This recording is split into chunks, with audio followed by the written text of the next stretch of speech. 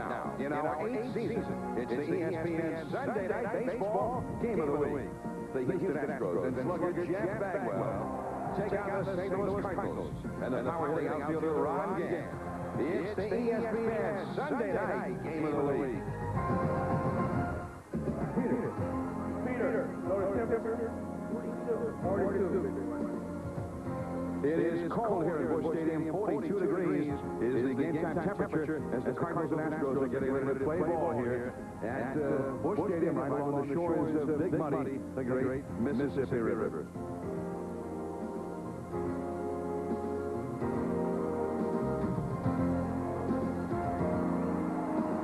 National anthem being played here just moments before the start of play. Hello, everyone. I'm John Miller along with Joe Morgan. So good to see you. Nice to see you. Yes. Now, the Cardinals, when last we saw them in October, they were at the top of the Central Division. They had that big lead over the Braves before the Braves made the stirring comeback in the National League Championship Series. And now, all of distant memory, they are slumping 2 wins and 7 losses, and they are hurt. Tonight, they send Alan Bennett to the mound. His brother Andrew's under the disabled list, and they'll be facing the killer bees of the Astros, Bell, Bagwell, and Biggio. Well, I think Alan Bennett matches up very well against those right-handed hitters. He has a great slider, and he has good enough control of his fastball that he can pitch off the plate inside, go back away. And you have a couple of free swingers there in Bagwell and Bell, so I think he'll be successful, at least the first time through the lineup. Cardinals lost their first 6 games before finally winning, now 2-7. We talked to Tony La Russa about the state of the Cardinals and the slow start. In that first week, I think there was one game there towards the end in Montreal that we didn't have a chance to win. So the way I look at it, you know, we were competing, we were close to winning. I know we've got a good club, but you do have to get some wins when things are not working well for you, because you don't want to dig too deep a hole.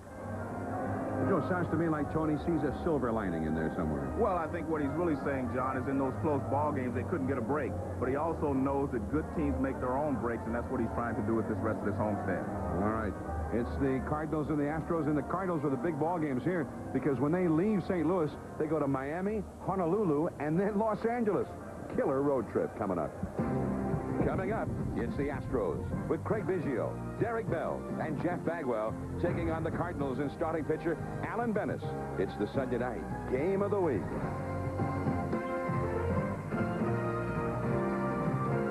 The ESPN Sunday Night Baseball Game of the Week is brought to you by BMW, the ultimate driving machine. By the more than 1,525 AutoZone stores across America. AutoZone, the best parts in auto parts. And by AXA, a world leader in insurance and investment. AXA, go ahead, you can rely on them. It's a beautiful looking evening here along the shores of the Mississippi. We look down at Busch Stadium. However, it is on the cool side, 42 degrees, and there is Larry Durkin, former broadcaster of the Astros, and now the manager his first year at the helm of the Houston Astros. And here is the Pepsi starting lineup for Larry Durkin's Houston Astros ball club. It'll be Craig Biggio leading it off at second base. Billy Spires at third base, batting second. Jeff Bagwell at first base. 2 home runs in his last 3 games, and of course he's always the key for this ball club. Luis Gonzalez is in left field, back in Houston hitting cleanup. Derek Bell has been struggling in center field. Bob Abreu, a very fine-looking left-handed hitting outfielder in right field. Brad Osman is the catcher. Pat Listach over from the American League at short, and on the mound is Mike Hampton. Pitching for the Cardinals tonight, the fine young right-hander had 13 wins as a rookie. There's Alan Bennett, kind of off to a slow start this year. Well, he has a good slider, John, and he has a good fastball, a lot of good movement on his fastball. He can sink it, and it's also, he throws a rising fastball. So the key will be how well he's controlling his fastball to keep these right-handed hitters honest. Now let's take a look at the Cardinals defensively. And you see there, no Ozzie Smith. This is Royce Clayton's job now to patrol shortstop for the St. Louis Cardinals. These are a couple of plays he's made on Friday night against the Astros, and you can see, kind of reminds you a little bit of Ozzie Smith there. He goes in the hole, has one of the strongest arms you'll find on a shortstop. So, excellent replacement for Ozzie Smith. I don't think he can take his place, but he can replace him, and that's what he's doing. Royce Clayton, and here comes Craig Biggio, who stands in against Alan Alan Bennis as we're about ready to play ball here at Busch Stadium, which has really undergone a dramatic metamorphosis the last couple of years, and has become a very beautiful venue for baseball after being one of those big bowl-shaped cookie-cutter type ballparks for so many years with the artificial turf. Ball one to Biggio.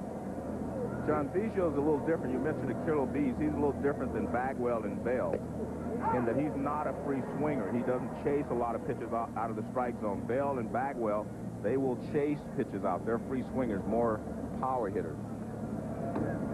And Bennis missing with the slider. 2 balls and a strike. Well, the Astros, unlike the Cardinals, off to a very strong start, even though they've got a tough early schedule. They have won 7 and lost 4 to begin the year, and that's even though they've had 6 games already with Atlanta and 5 with the Cardinals. 2 division champions from last year, the only teams they've played, and they have done extremely well under Larry Durkin. And of course things have not gone so well for Tony La Russa. That's a strike to the outside, says Ed Rapuano. So it's a full count now, 3-2. The Cardinals lost their first 6 games, then 1-2 before losing here yesterday, 7-5. That is strike 3 call to the outside corner. And there you see Alan Bennis at his best, spotting that fastball and good movement over to hit the outside corner, 3-1, and he throws this one toward the outside corner again for strike 3. Look at that, right over the outside corner. Biggio knows it, doesn't argue, just takes his bat to the dugout. There it is, right on the outside corner. 1 down, and now Billy Spires will come up. Biggio has to head back to the dugout. Tough at bat, John, when you're hitting the count 3-1. Then you end up not getting a swing, but 2 good pitches there from Bennis. He could have swung. If it happened against you, my advice to him would be to swing. Well, you know, it's funny. You say, well, he was frozen. Well, you might really mean that tonight. Maybe he did get frozen up there at the plate. We could well take that literally tonight. Although it's not that bad yet. 42 degrees right now. No snow on the ground. No rain. Actually, blue skies overhead here as we head towards sunset.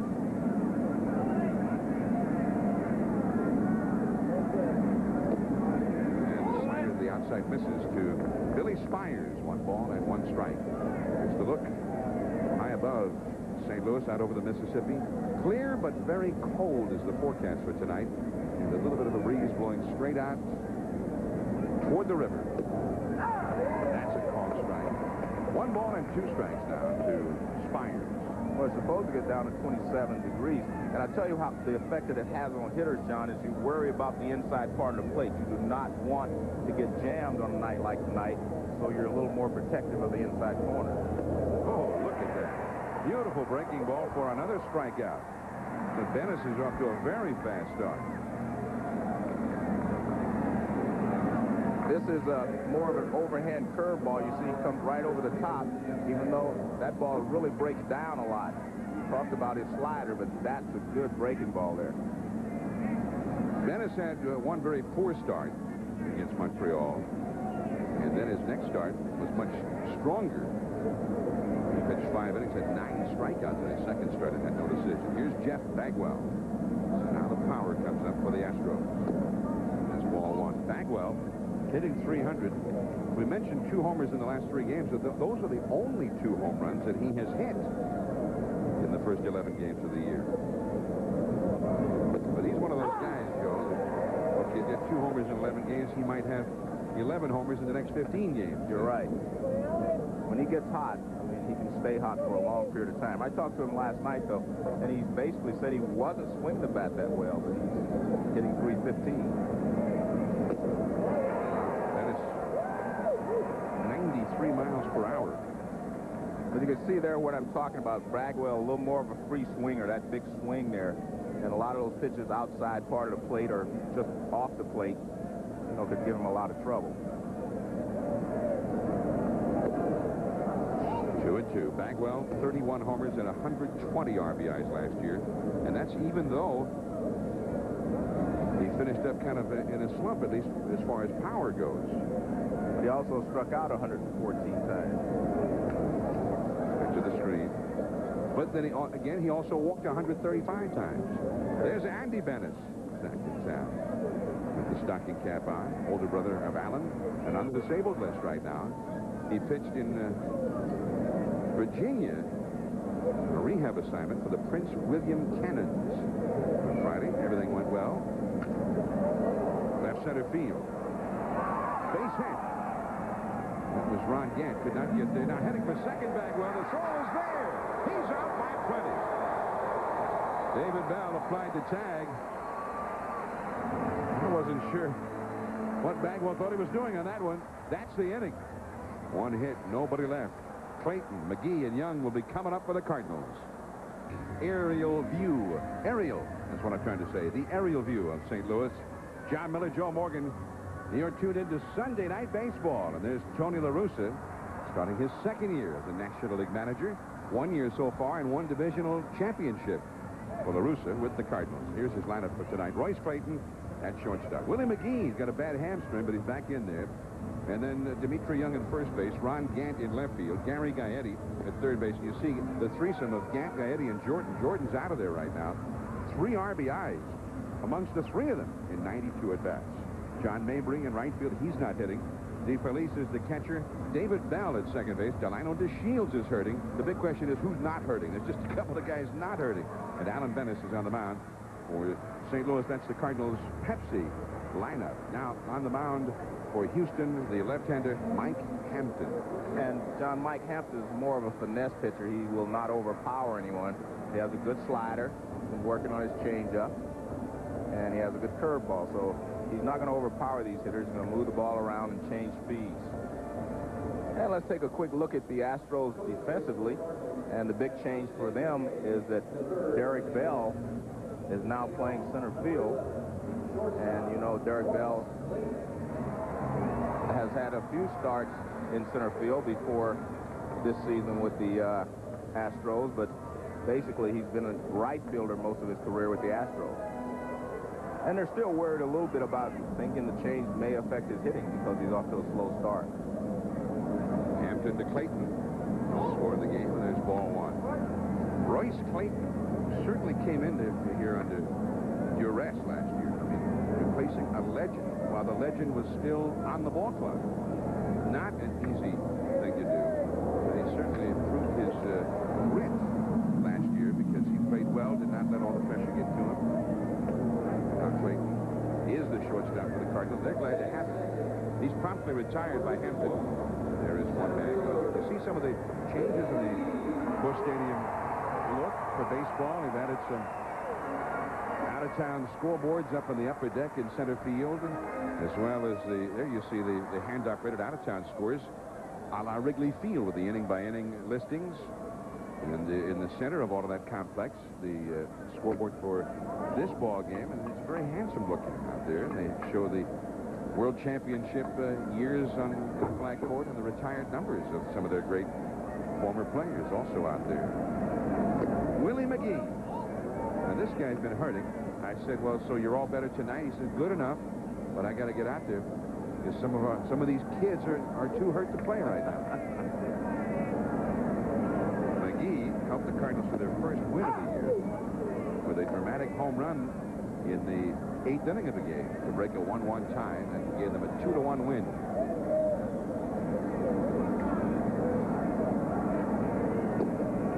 First time in his life, Joe, that had ever happened. He's not a home run hitter, but he had never hit a game-winning home run like that.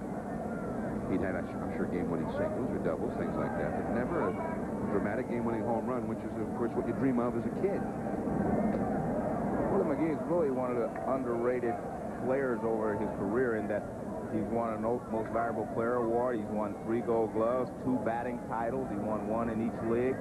He's accomplished quite a bit in his career, and there you see he has 2,000 career base hits. I mean, he has been a very solid player, a very good offensive player throughout his career.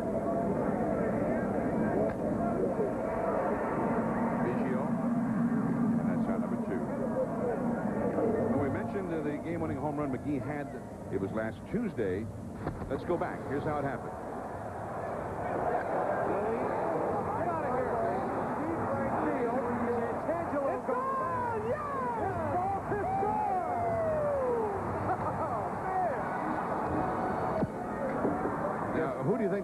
color commentator was there, Joe? Well, I sound like the guy on This Week in Baseball. That was Ozzie Smith. Yeah. Ozzie sounded like he was sitting right down there on the bench. And that's pretty much, I'm sure, the way all Cardinals fans felt at that moment. That was not too far from the spot where Ozzie hit that famous home run in the playoffs at 85 against the Dodgers. Nice catch by Gonzalez in left field, taking one away from Dimitri Young. And the Cardinals go down 1-2-3 here in the first inning. No score, the Astros and Cardinals. Luis Gonzalez, then Derek Bell coming up when we get back. We are in St. Louis. The Astros nothing, the Cardinals nothing. We move to the second inning. Cleanup batter Luis Gonzalez leads it off for Houston against Alan Bennett. I'm John Miller with Joe Morgan. And the curveball is too low for ball. We're glad to have you with us. We've got Sunday Night Baseball, our 8th season. Every Sunday, 8 Eastern, 7 Central, 5 Pacific, and 2 Hawaiian time will be with you.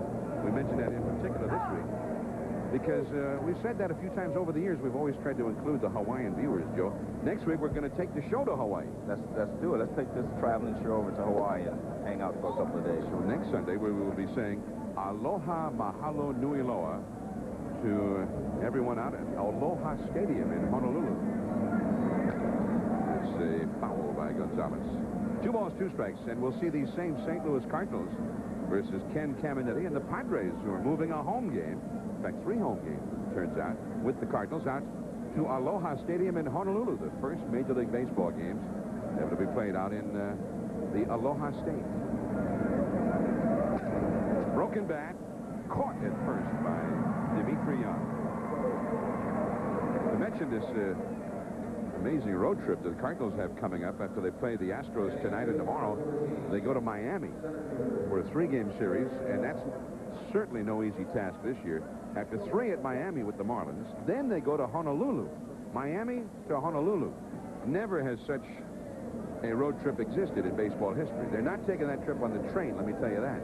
And then from Honolulu to Los Angeles.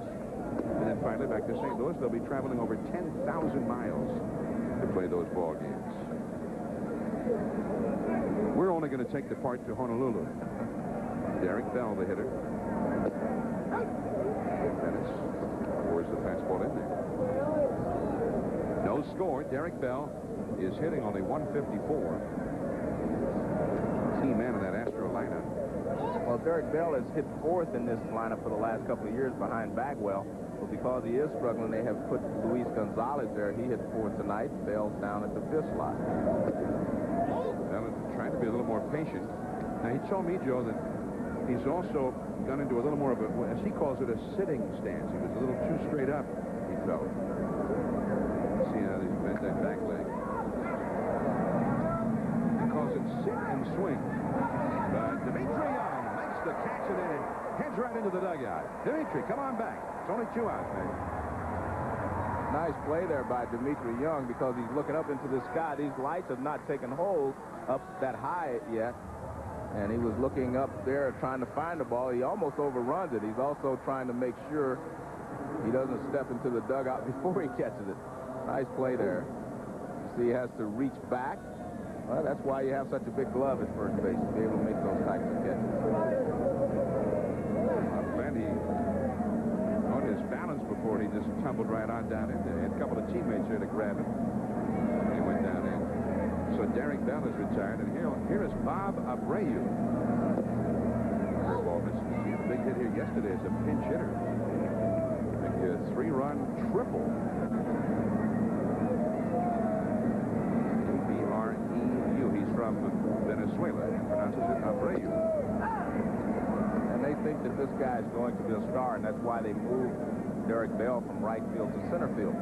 Everyone in the Houston organization says he has a great swing. They even think he has the best swing in the entire organization. He's not really a power hitter. Hit 13 home runs at Tucson last year. But just a good, solid line drive type hitter. Yeah, they say he has just a natural swing. He's a natural at this game. Natural type hitter. He's going to hit the ball all over the place. Line drives here, line drives there, and they think he will eventually, hit for a little more power. He's only 23. Just turned 23 last month. From Aragua, Venezuela. He had 24 stolen bases last year at Tucson as well. 2 down, nobody on. Alan Bennis. And Abreu hits it foul out of play. 3-2. Well, in this National League Central, Joe, you got the Cardinals, the defending champions, struggling 2-7, and the Cubs today lost their 10th in a row. They have yet to win. And they have only played Atlanta and Florida from that Eastern Division. They've lost every game they've played. Very close, but it's a walk for Abreu. That was another thing they told me about Abreu is that, he's pretty patient at the plate. He doesn't chase a lot of pitches out of the strike zone. He knows the strike zone pretty well. That was a good example there. Now here comes Brad Osmus, the catcher, picked up from the Tigers. Another one of those big multiplayer trades. Randy Smith, now the general manager with the Tigers, made a couple of huge trades with the Astros. One while he was with the Padres, and now one since he's gone to Detroit. That's a foul back out of play. Well, he probably figures his father's not going to take advantage of it. His father, Tal Smith, helps make the trades in Houston, so he figures his father's not going to take advantage of it. Wouldn't you figure that way? Well, well, well, he made a couple of big trades, as you mentioned, one with San Diego and again with Detroit. So he trusts his father. Let's put it that way. I know this. They both want to win very badly. Yeah, but he trusts his father. I'll tell you that.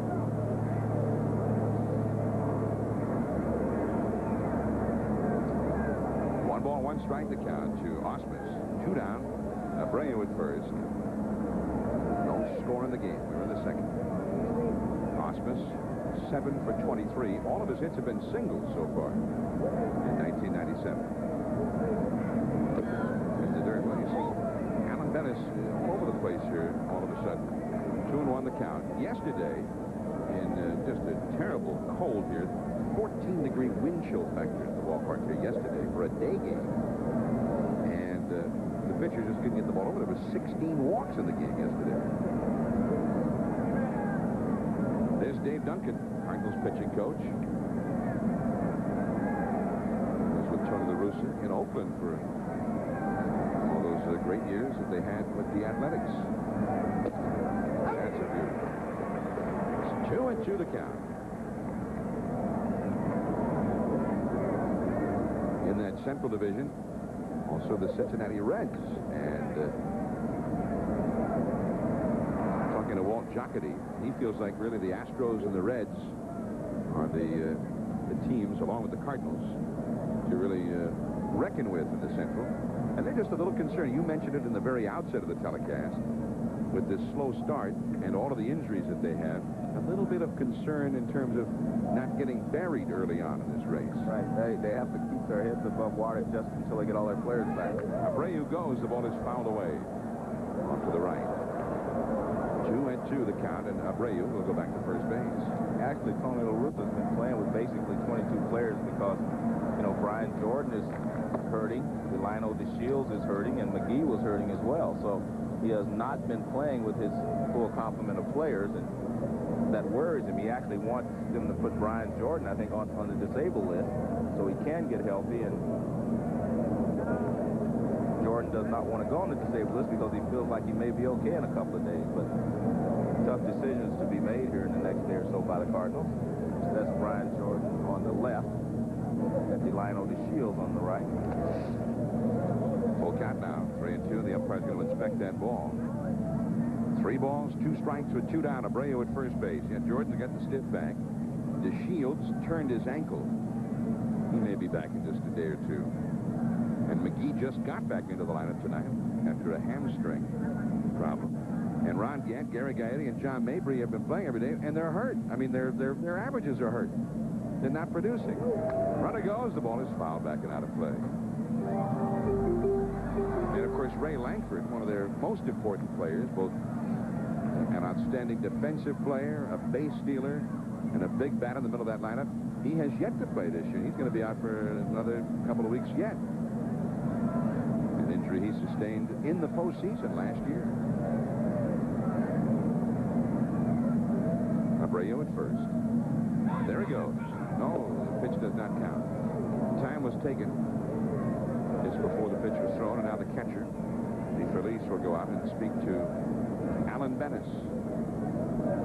Bennis does not have a good kickoff move to first base, but he gets rid of the ball pretty quickly in his delivery to the plate.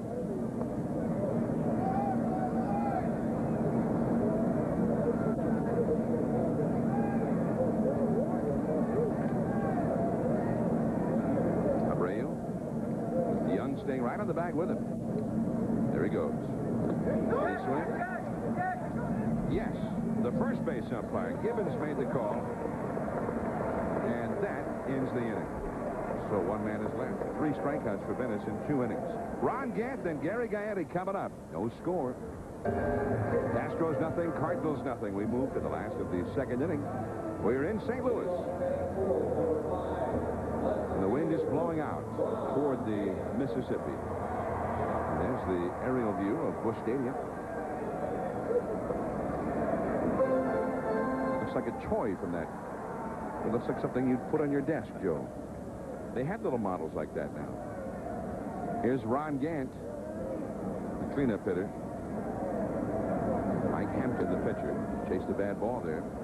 Well, I think if you're a left-handed pitcher, your best chance against Ron Gant is to try to turn the ball over, throw him a lot of off-speed stuff, and get him to chase pitches. He's a real good high fastball hitter, and he likes the ball middle of the plate in.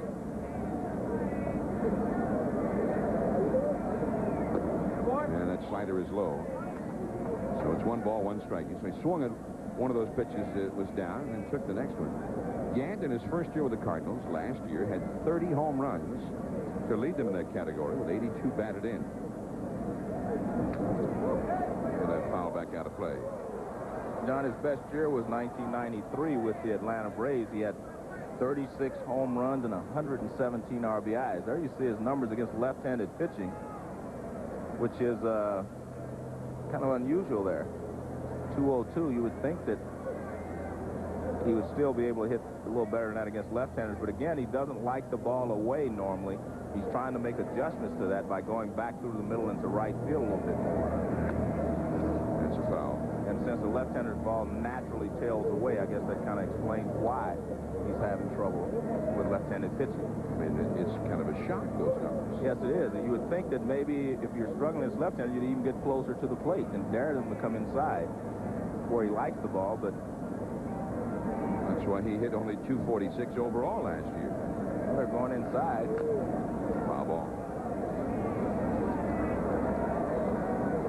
Again, with that slow start, hitting only 167, only 6 hits in 36 at-bats. 2 singles, 2 doubles, a triple, and a homer. Finally got that home run on Friday. In the hole, this dash. Got him. Nice play there by Pat Listash. I'm a little surprised that they were trying to go inside twice with him. And the trouble is, if you don't get it in, this pitch here is not in enough. It's in Gant's wheelhouse. He just doesn't, you know, they're lucky he didn't get under it because he hits it hard in the hole. I don't know why you would try to pitch him inside when he likes the ball there. Maybe he'd go off the plate inside and be fine, but not to try to throw a strike in there. He's going to hurt you if you keep doing that. Well, maybe it's a macho thing.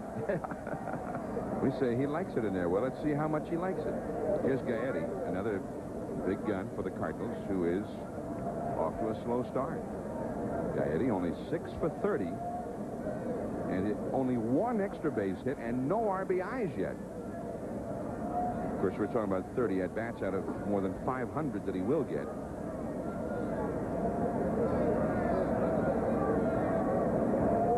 That one is belted into left field. Gonzalez, and that's out number 2. Just over the top of that one a little bit. Gaetti had 23 home runs last year and 80 RBIs for the Cardinals in his first year in the National League. 2 down. Now Mabry, and here's another guy slumping. In fact, we get the 3 slumping guys up here in the inning for the Cardinals. 3 healthy guys who are slumping. I mean, it's just kind of ironic that they're struggling. Mabry had 297 last year. 74 RBIs. Kind of a guy you think of with a slump like this either, because he's not a big free swinger swinging from the heels all the time. Oh, you're right. Type hitter. He's a line drive type hitter. He uses the entire field. Those are the guys that usually do not go into big slumps. You're right.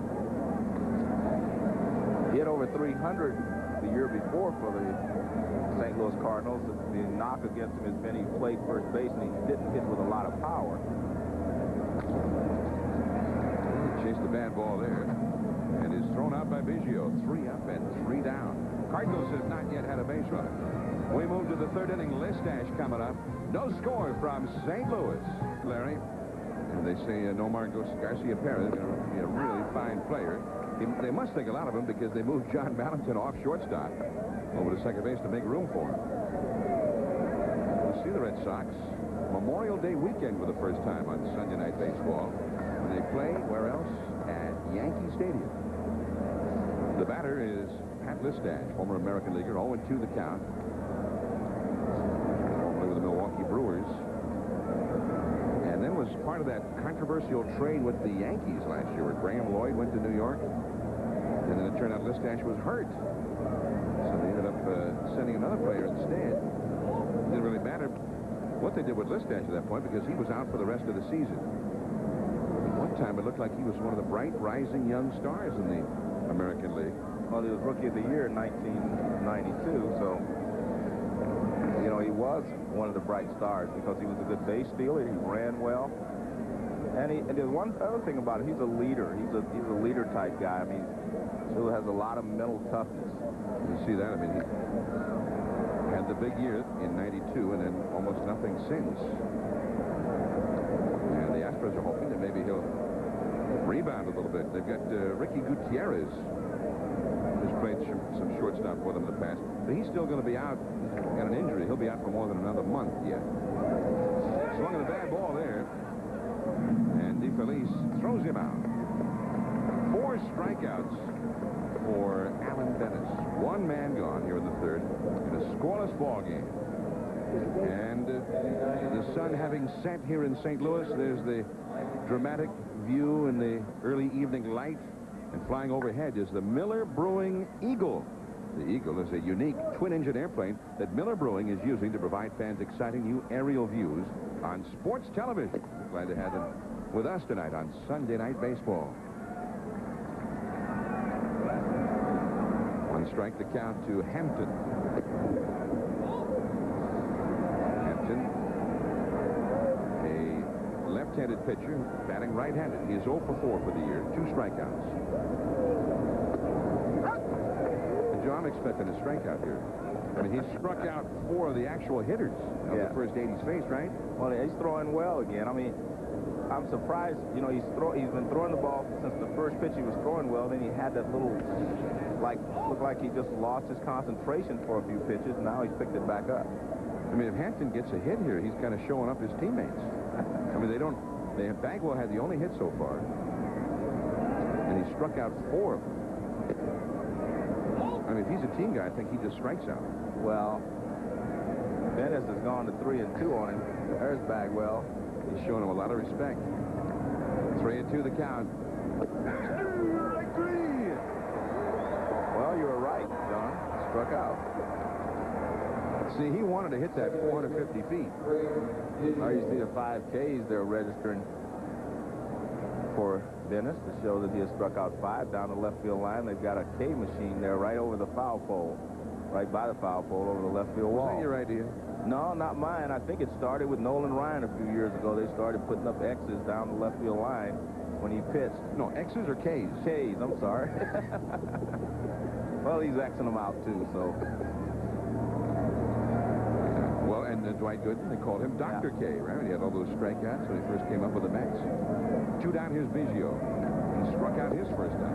5 strikeouts in the first go-around to the batting order. So I'm saying, you're the analyst, Joe. Well, what did I say at the beginning of the show in the opening? I said he should go through the lineup very easily the first time. Okay. But I do expect these hitters to make some adjustments the second time. Okay. So he's gone through pretty easily the first time. So you weren't listening to me in the open. You pre-analyze. Yes. But see, I don't do it that way. I analyze after. Well, if you haven't seen a guy like Venice all year, if you're the Astros, you haven't seen a guy with a good slider or whatever. I mean, it takes you a little bit to get. All right. But so what you said the first time, though, is here's the test now. We'll go around the second time. That is caught in left center by Gant. Joe hit it off the end of the bat. 3 up and 3 down. It'll be DeFelice, Bell, and then Alan Bennis. No score. Sunday night baseball game of the week. No scores. We go to the last of the third. The Astros and the Cardinals. It's a little cool here, coolish in St. Louis, Joe. Now, you said you would bring our blanket, right? Wait a minute. I think that's our blanket right there. Yeah. That's what happened to it. But you know what, John, it's not as windy as it was a couple of days ago. That's when it really is cold in this ballpark. DeFelice, first ball swinging, and he is thrown out by Spires. 7 in a row retired by Hampton. 1 gone. Now, Tuesday night. Tune right here to ESPN for a very special evening. At 7:30 Eastern, it'll be the Dodgers and the Mets in a game dedicated to the memory of Jackie Robinson, who broke into Major League Baseball 50 years ago, the first African-American ever to be allowed to play. Join us as we pay tribute to the legendary Jackie Robinson. Delano DeShields, who has always worn his pant legs high, and that, of course, is Dimitri Young in the dugout for the Cardinals. Shields had been sitting down in a far corner of the dugout earlier. The Shields not in the lineup tonight, but it's interesting as we see Bell coming to the bat now, David Bell, with a 1-strike count. Royce Clayton has been trying to sort of start a grassroots campaign among his own teammates and others in baseball. There's Royce Clayton to see if maybe they could help fund a movie being proposed by Spike Lee. He wants to do a movie about the life and times of Jackie Robinson. A proactive stance on Royce Clayton's part. Yeah, well, Spike has actually, I guess, been trying to get this movie done for a couple of years now. If he'd have come and asked me, I would have written him a check. But he didn't ask me, so I guess Royce and those hope they have luck doing that. Royce, send that letter right up here. It's a ball inside. 2-2 the count. Well, Royce was reading a magazine called Black Enterprise, and he read about several prominent African Americans who helped finance the distribution of a Spike Lee movie called Get on the Bus. Right. Danny Glover was one of the guys who got involved in that. So Royce got the idea, why don't we do that in baseball? Maybe we can help him make that Jackie Robinson movie he wants to make. David Bell is the first Cardinals base runner. Slapping a base hit right along the right field line. Bell in there tonight for the injured Delano DeShields. That's Bell's first hit of the year. Abreu went over to pick it up. Bell had gone 0 for 12 before that. Fastball out away from him. He just kind of slaps it down the right field line. Good hitting there by Bill. Left-hander's ball naturally moves away from him, and he just hit it down the right field line. Now Alan Bennis. No score last of the third. Alan Bennis is 1 for 3 this year. 1 out with Bell at first. So straight bunt here, Joe, is maybe a little hit-and-run action? What do you think? Well, when you're struggling like the Cardinals are, I think you have to play the percentages, and that is just go ahead and bunt him over and try to get a hit in this ball game. Royce Clayton's a good hitter against left-handed pitching. I don't think you try anything fancy. Just go ahead and bunt him over. But the problem is Bennis is not a good bunter, but he's not a good hitter either. So that's not a good combination. No, not a good combination to hit and run with. But so I think you have to just go strictly with the bunt.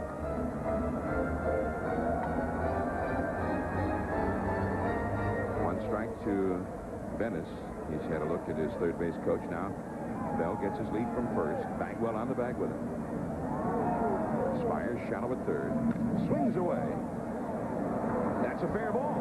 Got the job done. And he's just out by a step at first base.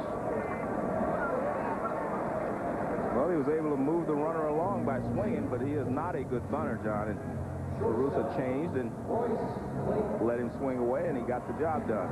Actually, it was interesting. Now, watch this ball's right down the line. Spires is hoping that it will go foul. Watch, he'll get in foul territory. But the ball is in fair territory when he feels it, so he has to throw Bennis out at first base. And David Bell was able to move up to second base. Good job there by Spires. He was hoping that it would go foul, but he saw it wasn't, so he made the play to first base. Is that the principle there, Joe, where you finally just say, hey, I've got to get the one out. Exactly. Let's not take any risks at this point.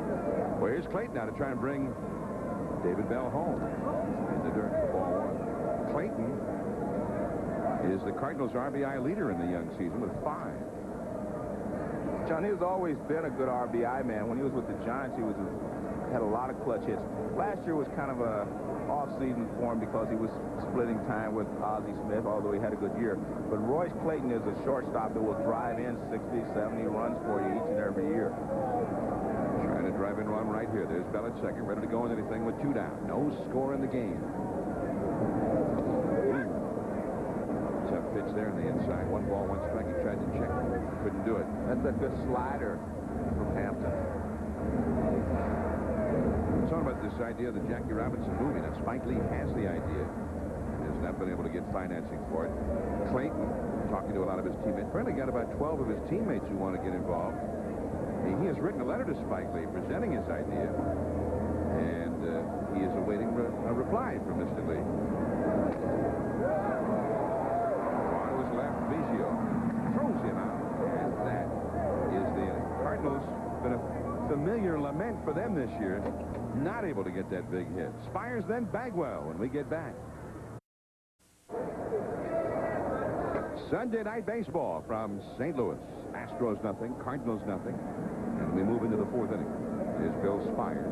Then it will be Jeff Bagwell and Luis Gonzalez. Spires struck out his first time. And that's a foul off to the left.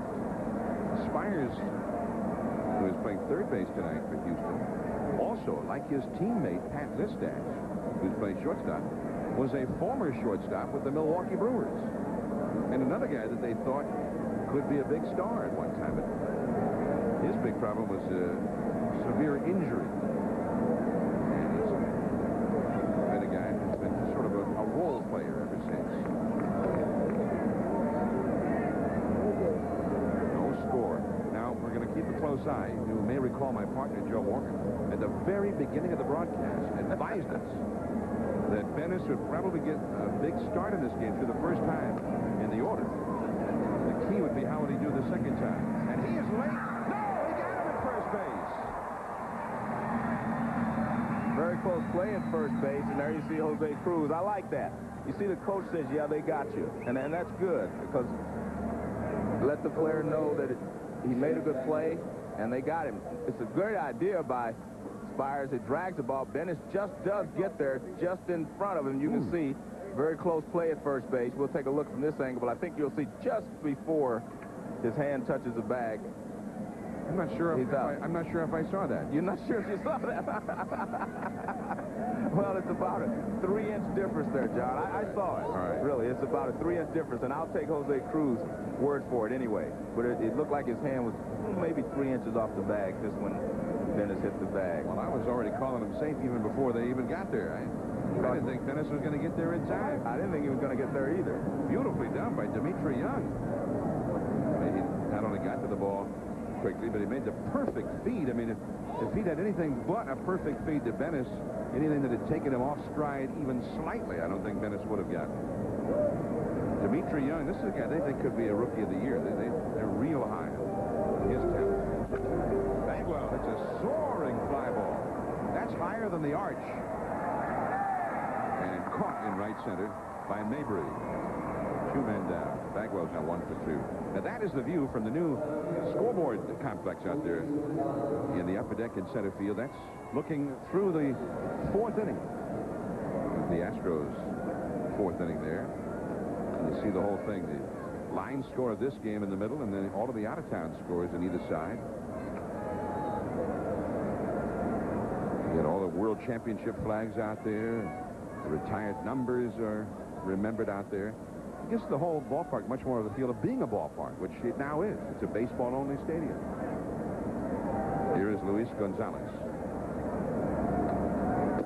And that's a called strike. Gonzalez had been with Houston for a while, now back here with he'd been with the Cubs for a while, now back here with Houston.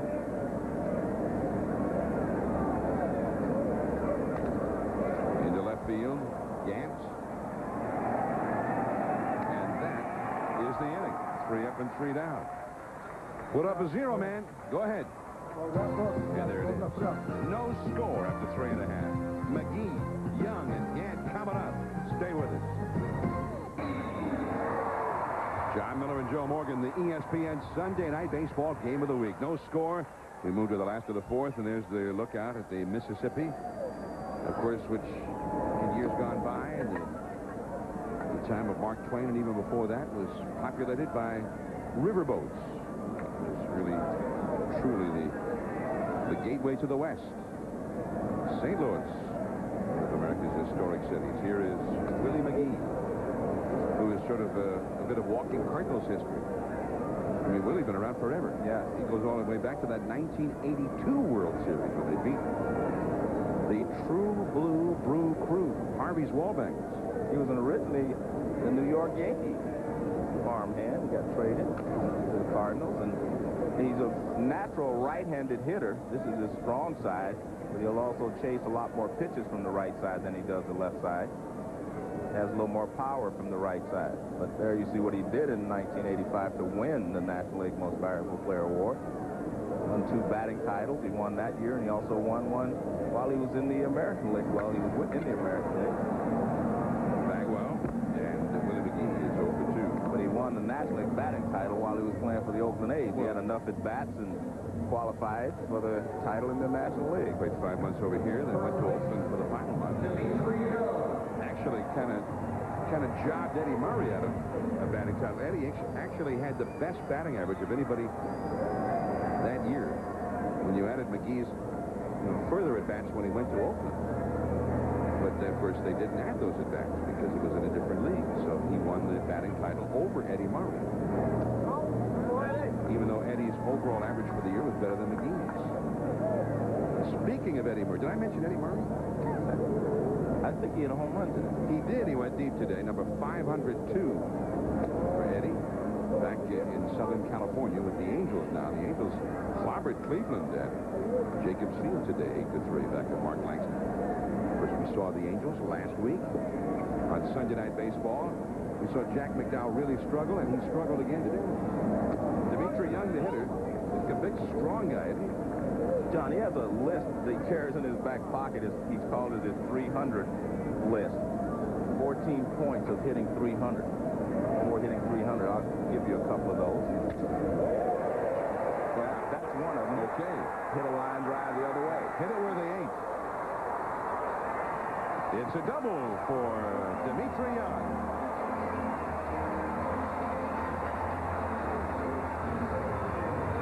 Which one was that again? Well, look, he's got a couple of them. He says, one is, I am not afraid to strike out.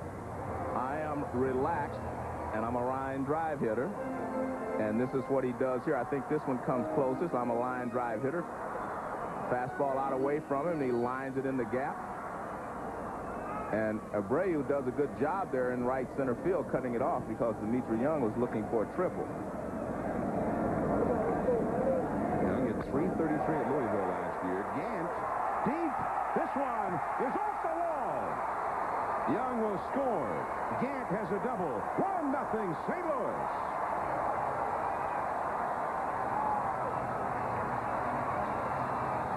John, I think they tried to outsmart Ron Gant. They'd thrown him away, and then they came in, he hit the ball hard, and I think they tried to cross him up and throw him a fastball in again, and he ripped this ball off the center field wall.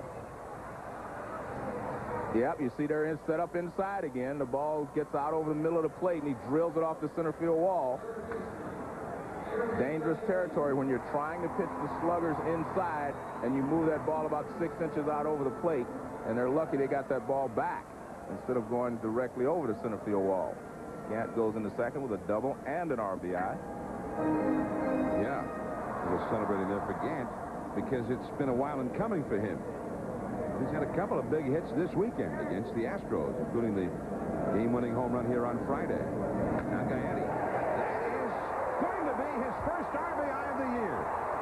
Coming in to score is Gant. 2-0 St. Louis. Gaetti with a stand-up double.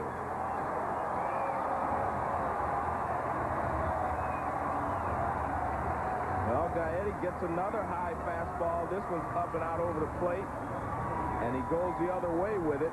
He looked like he swung as an afterthought. It's like he wasn't going to swing, then all of a sudden he decides to say, now watch this.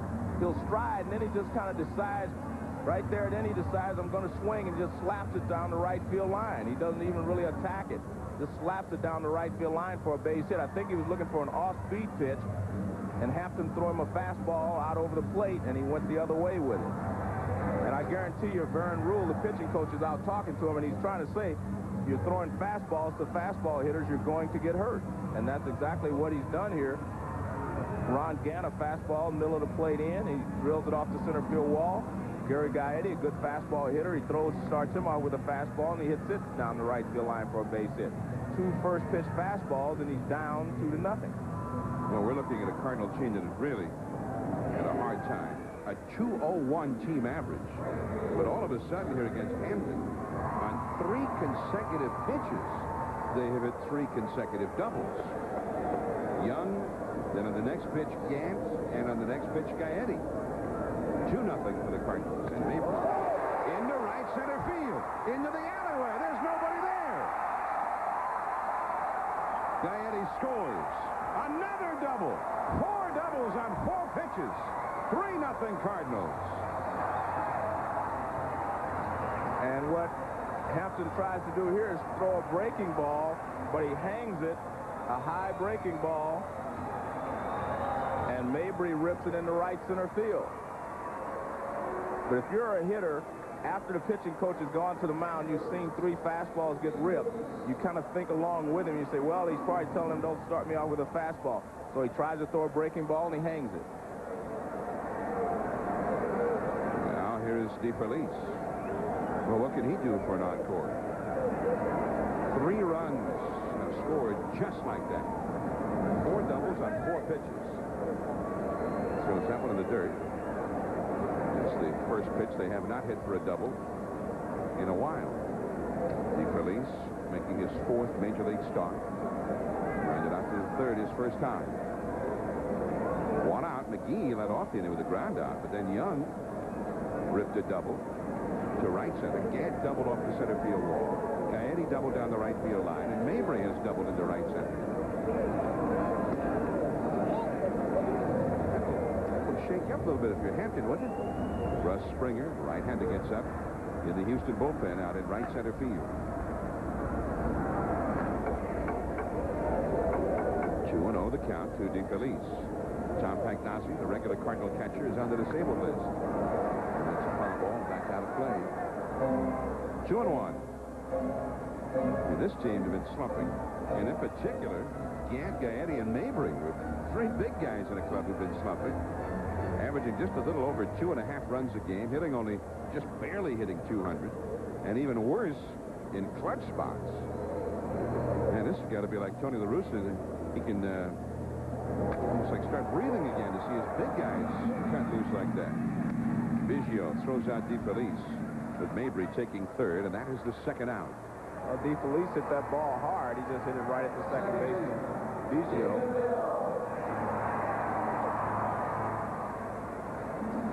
Well, the question is, what do you do here? You have the pitcher on deck. You're down 3 runs already. You cannot afford to get any farther down. Well, now you said that as a rhetorical question. Yeah, but I would say to you, what would you do? Well, I would walk him, but I don't think Larry Dierker is. He's the only one that counts. Good pitch there by Hampton over the outside corner. A lot of times managers do not want to walk the 8th place hitter because they want to try to get him out so the pitcher will lead off the next inning. But I think you're already down 3-0. I think it's time to kind of put up the roadblock. Now they helped him on that one. 0-2 the count. David Bell, the hitter. Now Bell got his first hit of the year back in the 3rd inning. He had gone 0 for 12 until then. about the risk versus the reward. The risk is you give up another run, you're down 4. The reward is that you have the pitcher leading off the next inning. I think the risk is far greater than the reward in this situation.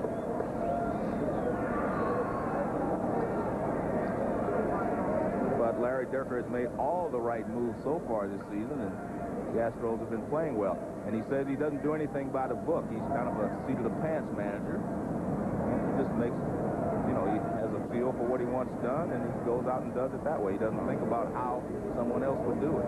How about all those macho pitches to Gant? I mean, it kept, we're pounding them inside, even though that seemed to be risky. Yeah. Just as you said, Gant hit the ball hard the first time, probably symptomatic of the slump he's been in. He didn't really get it, as you would have expected, but then in this inning, he did get it. Come back and do the same thing. I agree. He could definitely second-guess their choices of pitches. That is going to be out of play down the right field line. 2 balls, 2 strikes. Actually, I saw, some of the players, and I was asking them about, Dierker, and they like Dierker because he's relaxed. The atmosphere is relaxed. Dierker doesn't take himself too seriously. He's kind of he's a calm individual. He was one of the great Astros pitchers. That is the reason they should have walked him. Swing! And it's 4-0 for the Cardinals.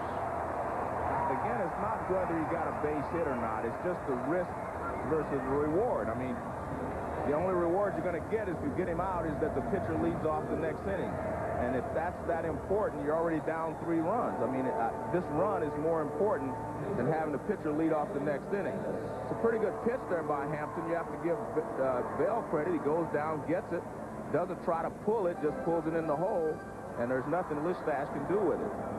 So now you have 2 outs. Now you get the hitter out. The pitcher's going to bat anyway. It'll be Alan Menace with David Bell at first. David Bell hitless until tonight, now 2 for 2 in this game. And with an RBI. Say foul. Well, Joe, and this is all speculation, but now Dierker was an outstanding pitcher. Right. Is it possible that in addition to managing the game, he's thinking, well, maybe I'll have some benefits down the road if I allow Mike Hampton to show the confidence in him that I'm not going to have him walk this guy, get the guy out. Maybe it backfired on him because he didn't get the guy out. I want to talk about that when we come back. That's a good idea. I thought you would. 4 runs for the Cardinals. We head to the 5th inning. Derek Bell coming up. 4-0 St. Louis. It's the Cardinals 4 and the Astros nothing. As we head to the top of the 5th inning, the St. Louis Cardinals just tied a National League record, hitting 4 consecutive doubles. Last done in 1991 by the New York Mets against the Los Angeles Dodgers. Here we go to the 5th inning, and Derek Bell faces Alan Bennis. 1 ball and no strikes. Bell fouled out to the first baseman his first time. And it is 1 ball and 1 strike. All right. Go back to the strategy there. Allowing the pitcher to face David Bell, right, with the pitcher on deck. Well, I think the problem is 3 runs does not seem to be as big a disadvantage as 4. 4, you have to get the bases loaded before you bring the tying run to the plate. When you're only down 3 runs, you always feel like, well, I can get a double here, double there, we're back in the ball game. 4 runs is kind of the safety margin. If you're ahead, you like to have a 4-run lead. And I just feel like that you have to do everything you can to keep the other team from getting a 4-run lead. Look, but there's more than one way to accomplish something in baseball. That's what makes baseball such a great game. There's more than one way to get the job done. We say, well, the guy should throw a curveball here instead of a fastball. Well, a good fastball located properly is just as good as a curve. So you can always do it just as long as you do not make many mistakes. In the right field, Mabry, and Bell is retired. But I guess what I'm saying is, obviously Larry Dierker, he knows that. Yeah, he had a reason. And he's got his bench coach down there. They're talking things over, I suppose. But is there some other thing that he's thinking there maybe that would be beneficial to his young pitcher, Hampton? Well, you might be right, and I'm sure Larry Dierker, being a former pitcher, thinks like a pitcher. And he probably thinks, well, I could get this guy out in this situation. And he wants to have that same confidence coming from Hampton, so he maybe wanted to give him the opportunity to do so. Because, I mean, let's face it, Hampton is only 24 years old, and he got lit up. Yeah. I mean, they just pounded on him. But again, I think sometimes it's the choices of pitches or the location of the pitches. The high fastball to Gant and the high fastball to Gaetti, and then the hanging curveball, high curveball to Mabry. I mean, those kind of pitches will get you in trouble a lot of times in the big leagues. Well, I'm agreeing with you. I mean, 3-0 is how about different than 4-0. Right. I mean, 4-0, that's a big inning. It is. It seems like, you're way behind. Yeah. Now, I mean, 3-0, you get a couple of guys on, and you're a swing away from being right back into the game. On the other hand, I guess I'm speculating here. Okay. It was a confidence issue with this young pitcher. Yeah. He's saying, man, this guy's confidence is way down. He just got lit up. Maybe we can do something here to bolster his confidence a little bit. And if you look at the Astros, their starting pitchers have been pitching a lot of innings. He's been giving them the opportunity to, go late in the ball game. In fact, they had one pitch 69 out of their first 92 innings. They had pitched very well. So, I mean, look, he's doing something right. I mean, it's easy for me to sit here and maybe decide that I would do something different. And I would have done something different. But that doesn't mean that's right for Larry Dierker. It just means that's what I would have done. Well, see, and I'm just saying what I'm saying because he's a former broadcaster. Right, I agree. And I'm sticking up for him. Well, you know what? And that brings the point to my mind of something I was talking to Milo Hamilton. Milo said, they were asking him, because he had broadcast with Larry the last few years, and they asked him, well, Milo, will you be second-guessing Dierker, on some of his moves? He said, I've sat there with Dierker for, last 10 years. I've seen him second-guess managers and run guys out of town. He said, sure, I'm going to second-guess him. That's Milo Hamilton with the hat on. Milo with the Jeff Torborg. Yeah. That was interesting. He said, of course I'm going to second-guess him. Yeah, he said, Dierker's run several managers out of town by second-guessing him up in the booth. Larry Dierker and I came to the big leagues together, John, with Houston. He was 18, I was 19. And he didn't play in the minor leagues. He just came out of high school, and they had to keep him in the big leagues, on the roster. And he turned into a fine pitcher. And Larry Dierker, at an early age, was one of the best pitchers in the National League. Bob Abreu, the hitter, 3-2 the count. And down he goes. 6 strikeouts now for Alan Bennis. Well, we're talking about Larry Dierker here and the decision he made. Earlier, we talked to second baseman Craig Biggio about Larry Dierker. Coming out of the booth, he already had the respect from the players, from the way he talked about a ball game on the air and the way he talked about players on the air. Larry's played the game, so he knows when you're going to, you're going to have good times and bad times. So he can relate to that. So coming out of the booth, he already had that respect, and I think the way he's handled himself so far and in spring training is that he's been honest and upfront. He says, hey, I'm going to make mistakes, and we're going to talk about them. And you guys are going to make mistakes, and we're going to talk about them. And when you can have that type of relationship with the manager, it's kind of nice. And I think another plus that he has is that he has players like Craig Biggio, Bagwell, and Derek Bell, guys that are willing, to help him and to accept some of the things that he wants to change about this ball club. So I think Larry's in a very good situation if you want to come out of the booth and go and be a manager. Well, and I know that you don't. No, I do not. Hey, look, John, I have the That's another thing you would disagree with Larry about. You're right. I have the second best job in baseball. The best job is playing. I have the second best job. Well, Larry Dierker left the relative comfort and security of the booth. Right. And now he's down there in the dugout, and we're going to get on him at every opportunity. He wouldn't want it any other way, though. I know Larry very well. In fact, I call him Leroy because that's really his name. Leroy Larry Dierker. Really? Yeah, we came into the big leagues together. Leroy is his actual name, but everyone calls him Larry. Except me. I call him Leroy. 2 balls, 2 strikes the count. Sports Center, right after the ball game. Probably a couple of future co-anchors for Sports Center.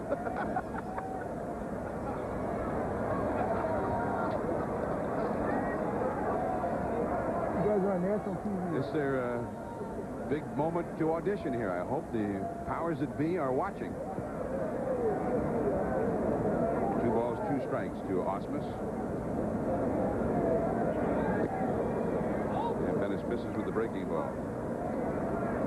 Osmus struck out his first time. Bennis has 6 strikeouts, and he's only given up 1 hit in this game. He's throwing very well, and with a 4-run lead, he has to feel more comfortable out there than he would with a 3-run lead.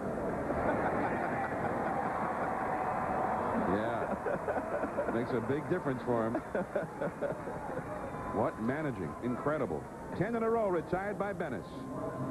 Sunday night baseball. We go to the last of the fifth. Cardinals 4, Astros nothing here in St. Louis. Now coming up Wednesday night baseball on ESPN. Cal Ripken and the Baltimore Orioles. They won again today. This 7-2. And Albert Bell, Frank Thomas, and the Chicago White Sox. They have really been struggling. Cal Ripken, Brady Anderson, the 50 home run man. Rafael Palmer, Eric Davis with the Orioles now, and probably Mike Messina on the mound for Baltimore against the White Sox. 7:30 Eastern, 4:30 Pacific. That'll be 1:30 in the afternoon in Honolulu. And I won't be there yet. Why not? If I were you, my advice to you is get there as soon as possible.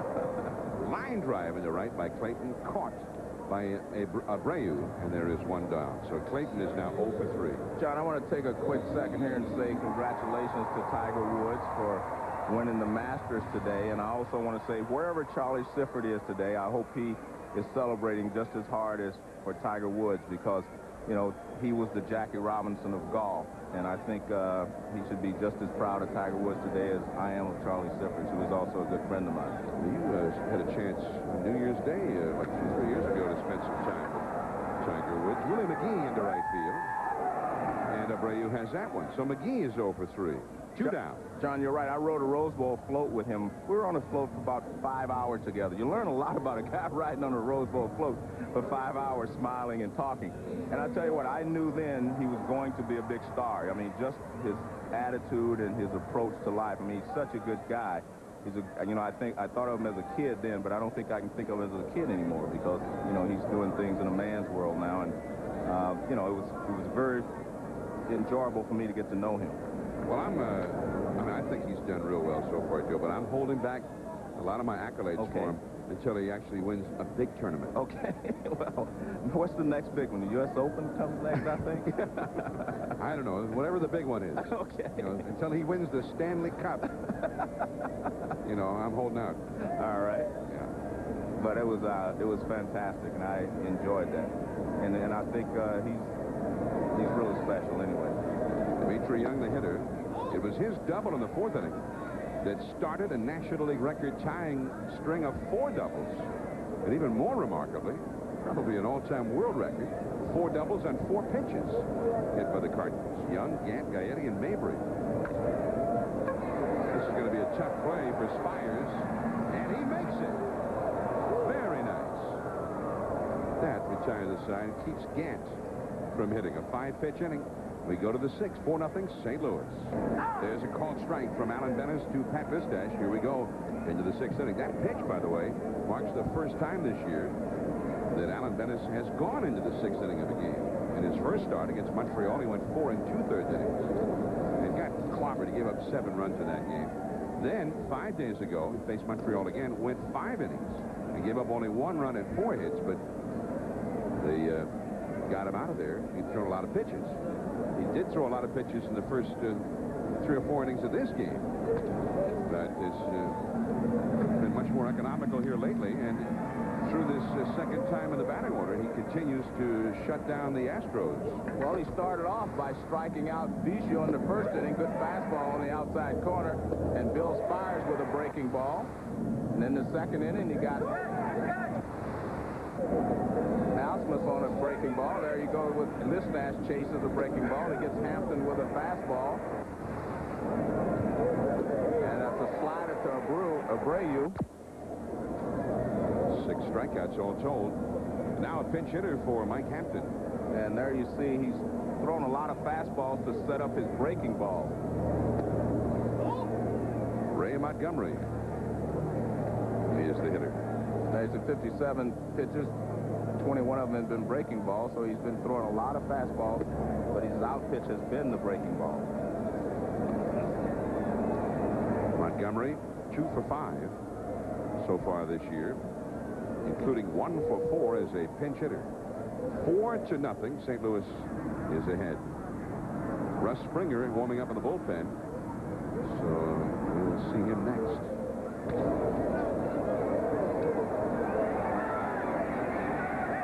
And the right fielder, Mabry, taking charge from David Bell. And Montgomery's retired. That is 12 in a row retired by Alan Bennis.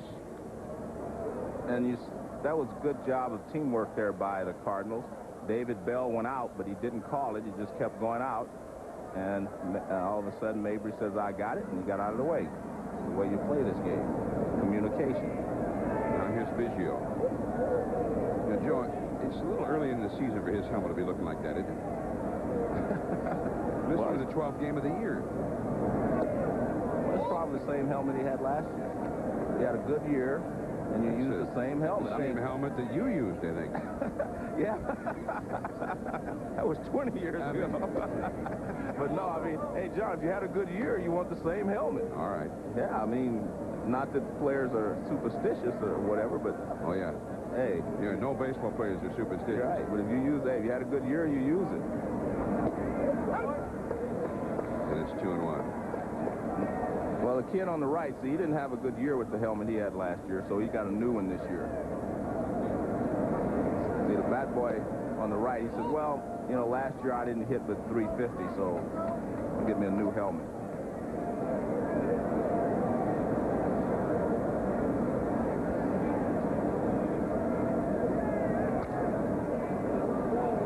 That's a base hit for Biggio. And he's 1 for 3. Well, you could see that he was determined that he was going to put that ball in play. And he just kind of slaps it back through the middle, which is what he does a lot of times when he gets behind in the count.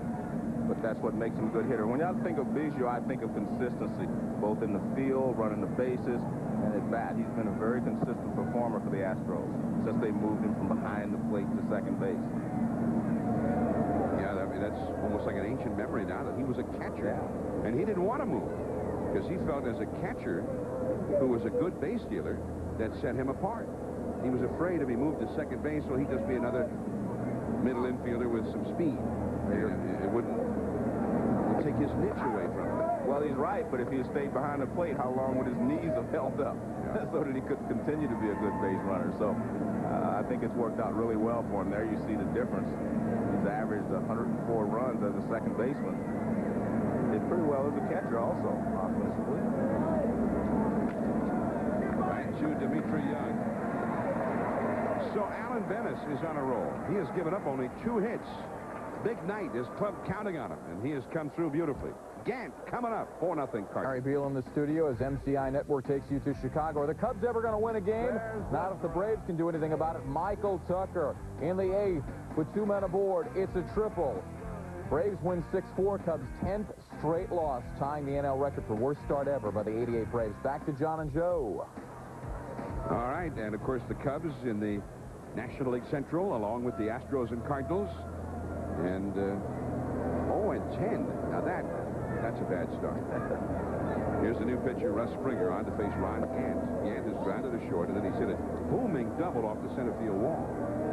Springer, one of that revamped Astros bullpen, and they think that Larry Dierker in particular thinks they're going to have a very strong bullpen.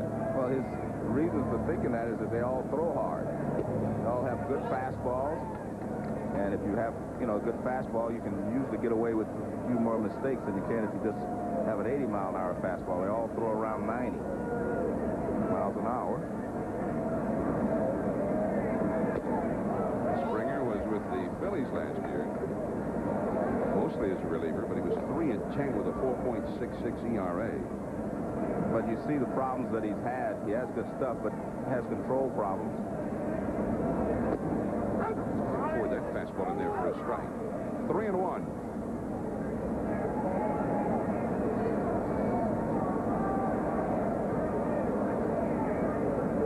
Gaetti on deck, then Mabry. Part of the order up for the Cardinals here. You see 87 miles an hour with that one. And another good pitch. 3 balls, 1 strike. You do not want to throw anything middle of the plate in to Ron Gant. He got that ball towards the outside corner. Good pitch. Hampton trying to throw almost everything in. Yeah, I never understood that. He got him out the first time up, throwing it away, and then came in. Wow, awfully close. Ball 4. Yeah, gets the first walk that's been allowed by Astros pitching. You see the Astros bullpen has really done the job. Only 1 inherited runner has been allowed to score with the bullpen, and they've been perfect in their save opportunities. Billy Wagner, who, of course, was the sensation the second half of last year, and John Hudak, who was the previous sensation before he got hurt. That's Hudak up on the left, sitting on top of the bench out there. He would be the closer tonight, since Billy Wagner worked 2 tough innings here last night, or actually yesterday afternoon, to get the save. Gaetti, the hitter, with Gant at first. There's Wagner. Now, this guy throws hard. When you talk hard, And he's left-handed. That makes it even worse.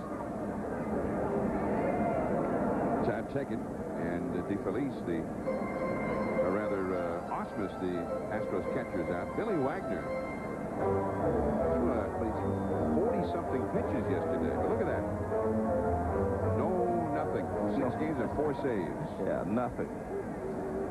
Wagner has pitched 8 2/3 innings already. 14 strikeouts.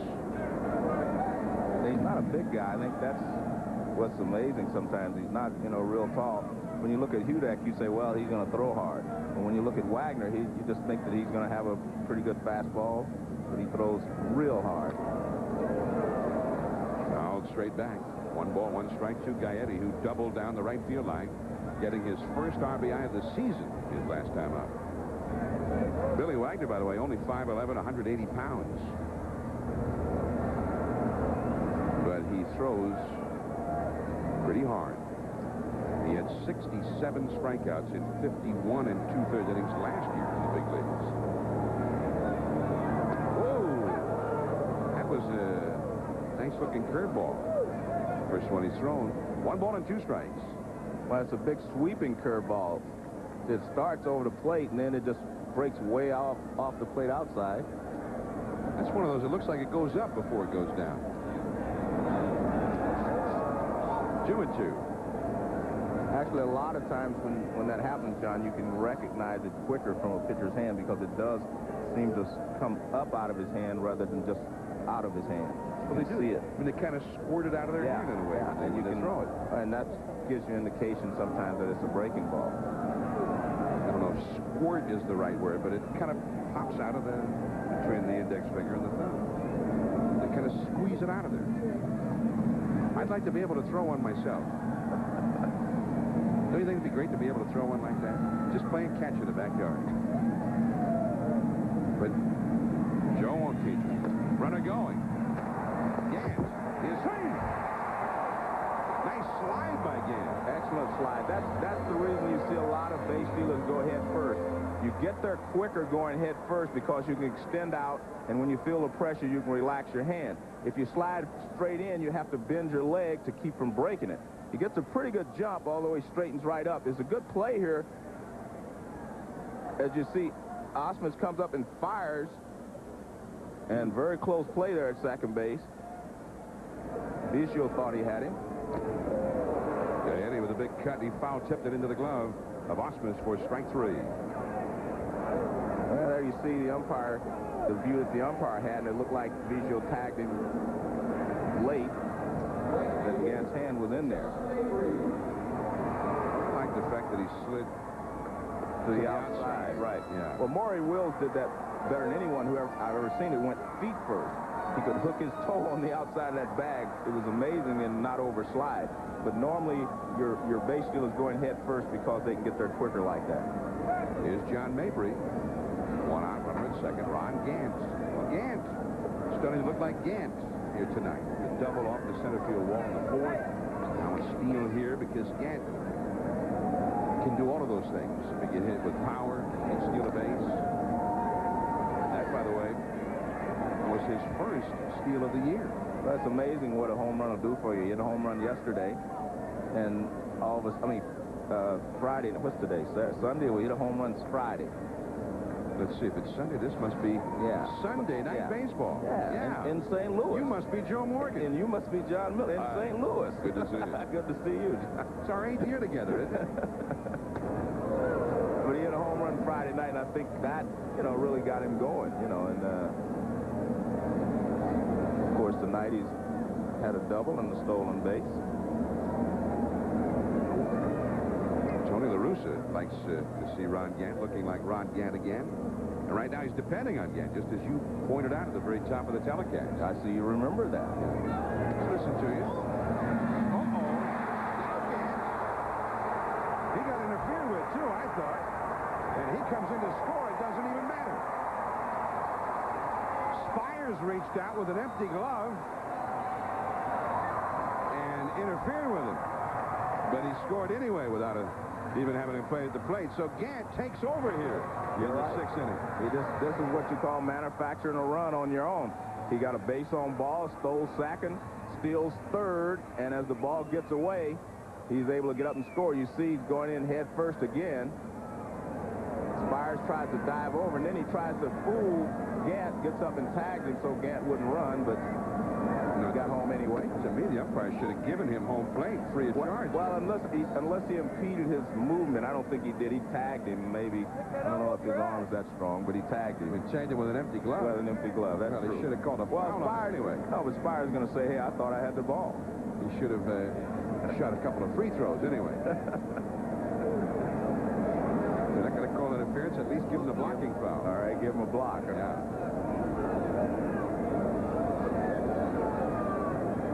Well, there's Gant going in. Now the ball gets away from Spires, and here's the blocking foul. See, he gets up and he blocks it, but then he does move his foot out of the way. You see, he got it back just in time. All right. And, man, was that a split-fingered pitch? That was a nasty-looking pitch there for the strikeout of Mabry. 2 men gone. Well, there's the aerial view of Busch Stadium. Tonight's game, these shots are being provided by the Miller Eagle. The Miller Eagle is the first airplane designed to provide aerial shots like these on sports television. We're glad to have them with us. We particularly appreciate them on Sunday Night Baseball. 2 down. Here is Mike DeFelice, and he takes ball 1. Now, all that's happened for Springer this inning, he walked the guy. Right. But he walked the wrong guy. The wrong guy. Gant stole second, stole third, and scored when Osmus' throw went into left field. An errant toss by Osmus. But that's, in tennis, you would call that a forced error, right? I mean, you put the heat on teams when you have a base-stealing guy out there.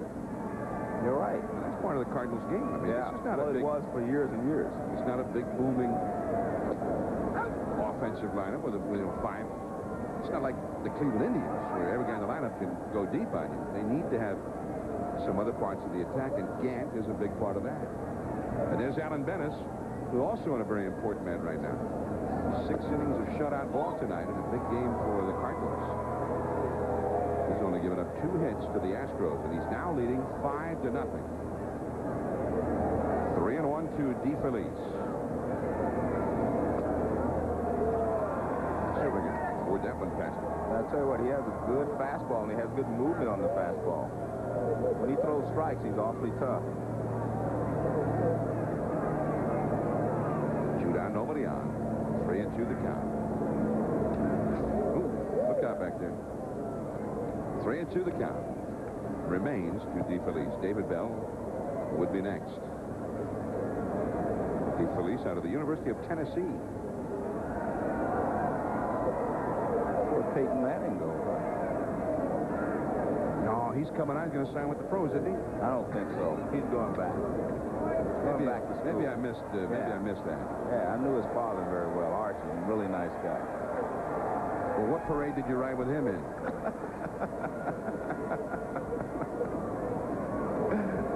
He's got this little cottage industry. Joe Morgan, television analyst and parade personality. 3-2 the count. Just missing outside. Well, another walk by Springer. In fact, the pitch on which he walked Gant was very similar to that. Tough pitch. A lot of times you'll get a hitter to bite, but sometimes the hitter will not swing at it not because he thinks it's a ball, but because he can't hit it anyway. Well, I choose that latter as the reasoning for why he didn't swing at that one. Here's David Bell, son of Buddy. And that's ball 1. David got 2 hits tonight. So a lot of the Cardinals who've been struggling are getting well in this game. David Michael Bell is course, an outstanding big leaguer. Buddy Bell, a great third baseman for many years. And his grandfather, a very fine Major League outfielder with a lot of power for many years. Gus Bell played for the Reds. And like his father and his grandfather, he hails from Cincinnati. Chased a high fastball there, 91 miles per hour thrown by Springer. 1 ball and 2 strikes. David Bell had come along through the Cleveland Indians farm system. And then was sent in a trade here to St. Louis in the deal that sent Ken Hill to Cleveland for the stretch run back in 1995. Pretty good trade for Cleveland. I mean, Hill appeared in the World Series for them eventually that year. Bell down on strikes. Springer strikes out the side, but he gives up a run. Bagwell coming up. 5-0, St. Louis.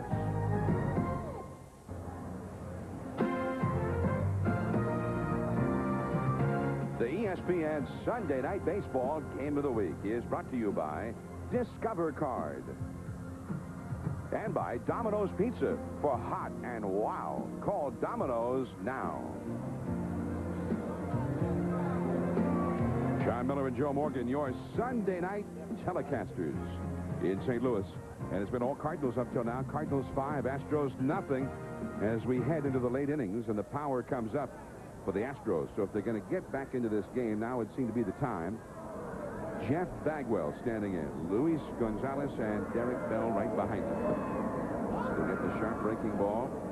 He's only given up 2 hits, a first-inning single to Bagwell and a 6th-inning single to Biggio. He has 6 strikeouts and only 1 walk allowed.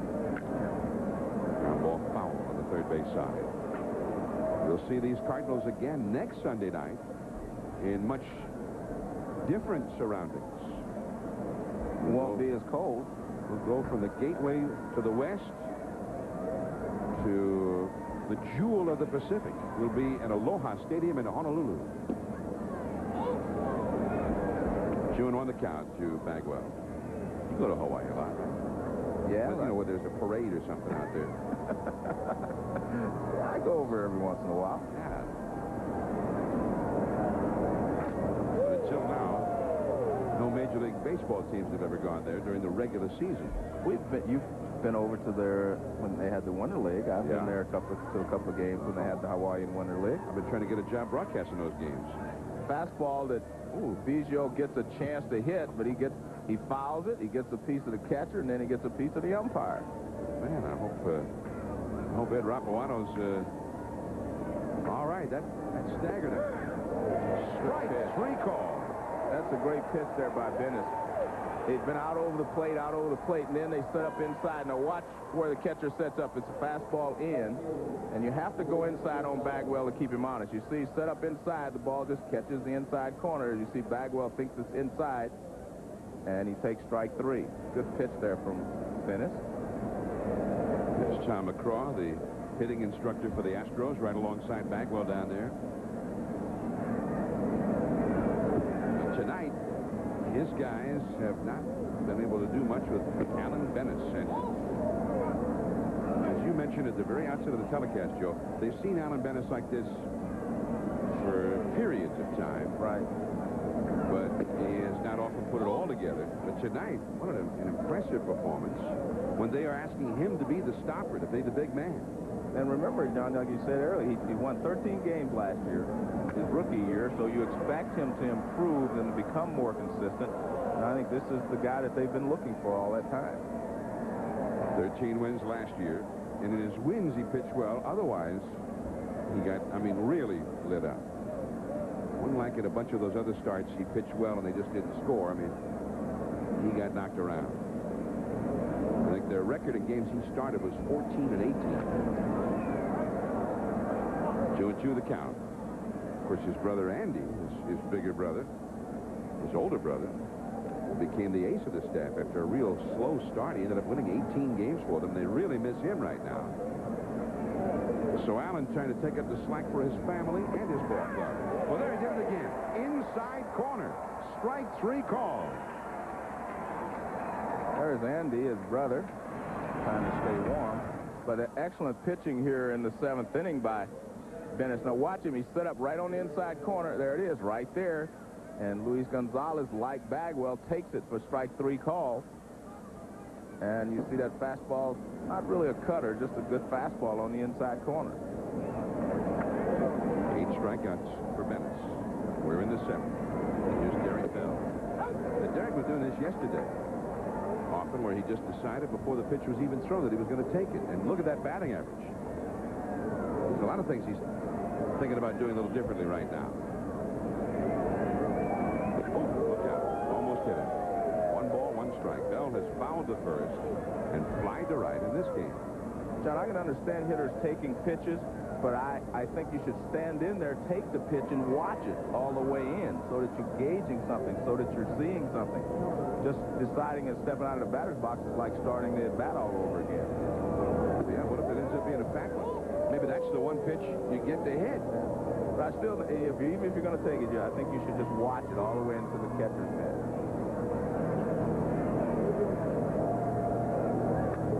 That's a foul out of play. Well, you know, some guys, you've often heard it's almost a cliche. Some guys think the best thing when you're up there is just to not be thinking too much. The more you think, the worse you get. Just go up there and do the job. Bell takes it a step further. He usually goes up there and he thinks about fishing. Well, that's tough. You know, some guys up there thinking fastball or looking curveball. Right? He's thinking landing that big bass. And but that wasn't working earlier this year. So now the last couple of days he's been having this idea of just taking the first pitch. Wow! Well, he went fishing there. It was Bennis who bagged Derek Bell. He strikes out the side. 9 strikeouts for the game. Alan Bennis will be coming up, then Clayton and McGee. 5-0 St. Louis. ESPN Sunday Night Baseball. Cardinals 5, Astros nothing as we head to the last of the 7th here at Busch Stadium. I'm John Miller along with Joe Morgan, my partner, of course, the man who rode with Tiger Woods in the Rose Bowl parade. And Joe, Alan Bennis, a big night tonight. Almost like he moved up to a new level, this young guy, and really looked like a guy who could go out and have a big year for the Cards. Well, that can happen to you. One start can change your entire career. You can feel like, hey, I'm at the top echelon in this league, and right now he's throwing like it. I mean, the last couple of innings, I mean, he's turned it up a notch. Well, despite all of that, he is finished for the night. And here's Mark Sweeney to pinch hit for him. So Alan Bennis, early in the year, will depart. Maybe that's why he gave us all he had there in the 8th inning to finish it out. I'm sorry, in the 7th inning. Well, he threw 115 pitches, and I'm sure that's the reason, Joe. That's the Rooster said, hey, we got a long season ahead of us now. Sweeney, a strike. 0-2 the count. Facing Russ Springer.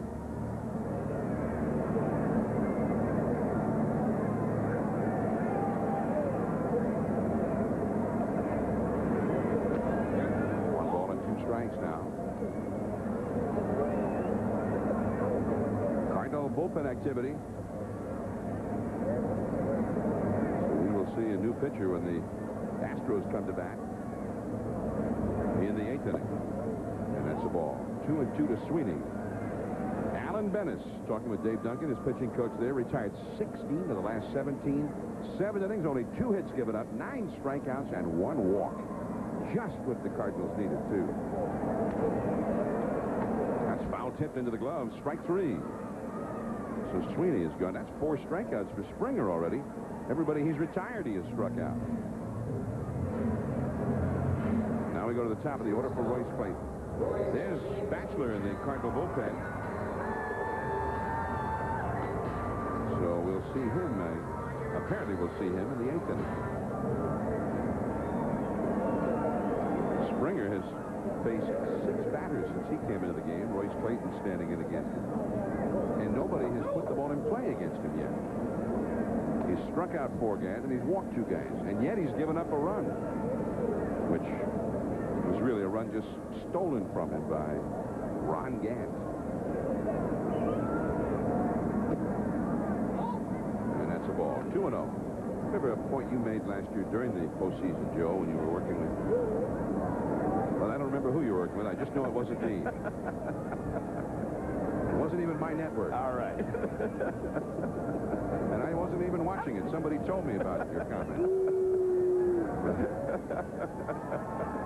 But you made the point that the Cardinals were a division winner. There they were in the postseason, and they were just pretty close even to going into the World Series. And yet they didn't have anybody up around the league leaders in any category. Right. Yeah. I mean, a year of big offensive numbers, but not for the Cardinals. No batting champions. I mean, they didn't have anybody hitting 330. Hardly had anybody hitting even around 300. No 20-game winners. No 50 save men in the bullpen. And yet, as a team, they got it done despite a terrible start. Now, we're talking about 2-7 this year. Right. Which is, you know, it's a bad Nothing start. really, but it's not compared to last year. It's bad for 9 games. Right. Last year, in mid-May, they were 17-26. Now, that's a bad start. That's the bad start. That's more than a quarter of the season. Well, there's Eck.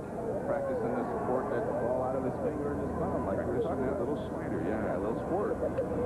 Squirting it, yeah. Well, I remember one pitching coach kind of described it that way. Kind of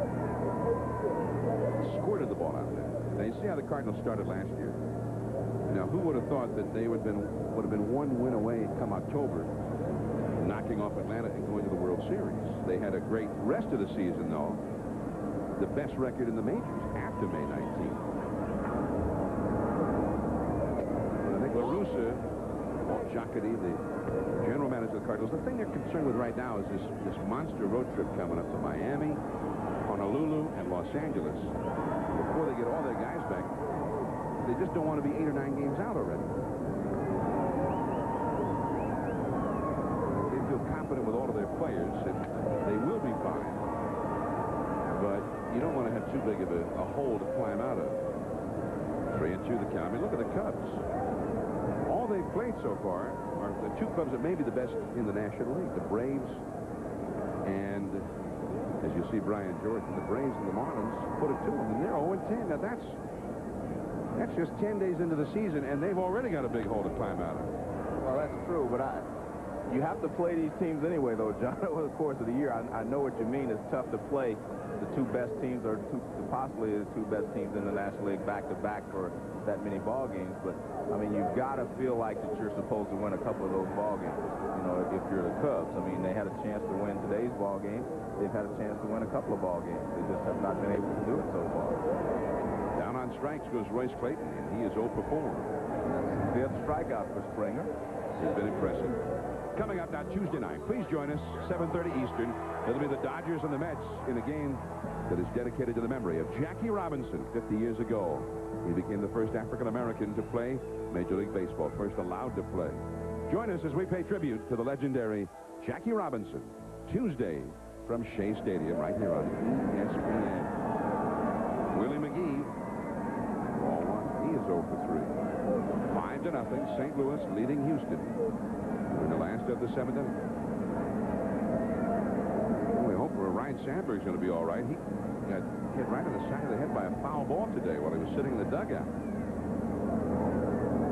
Apparently, Brant Brown was up there, hit a foul ball, went right into the Cubs dugout and hit Sandberg, and the right side of his head. They took him out of the dugout with an ice bag applied to the side of the head.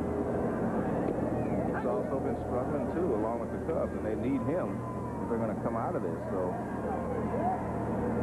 it's unfortunate for the Cubs and for Rhino.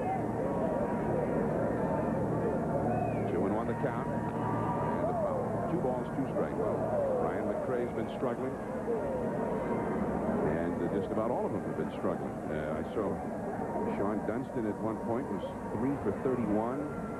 And every time they make a mistake, it seems to cost them a ball game. And a lot of tight ball games, a lot of, as you say, a lot of chances where they could have won ball games.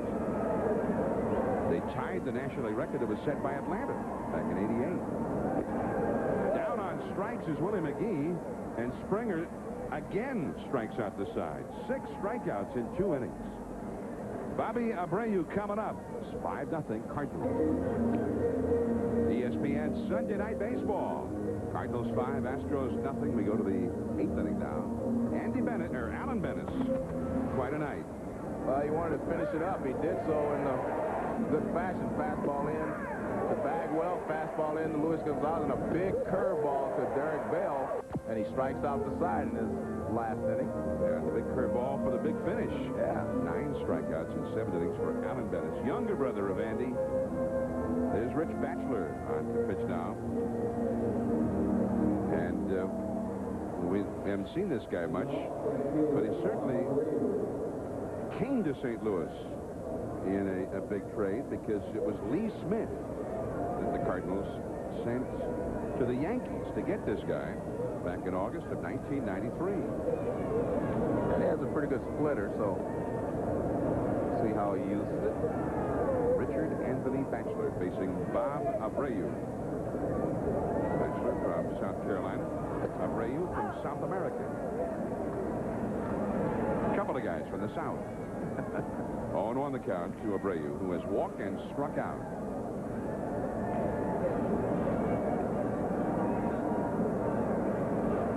Well, there's that splitter. Yeah, good one, too.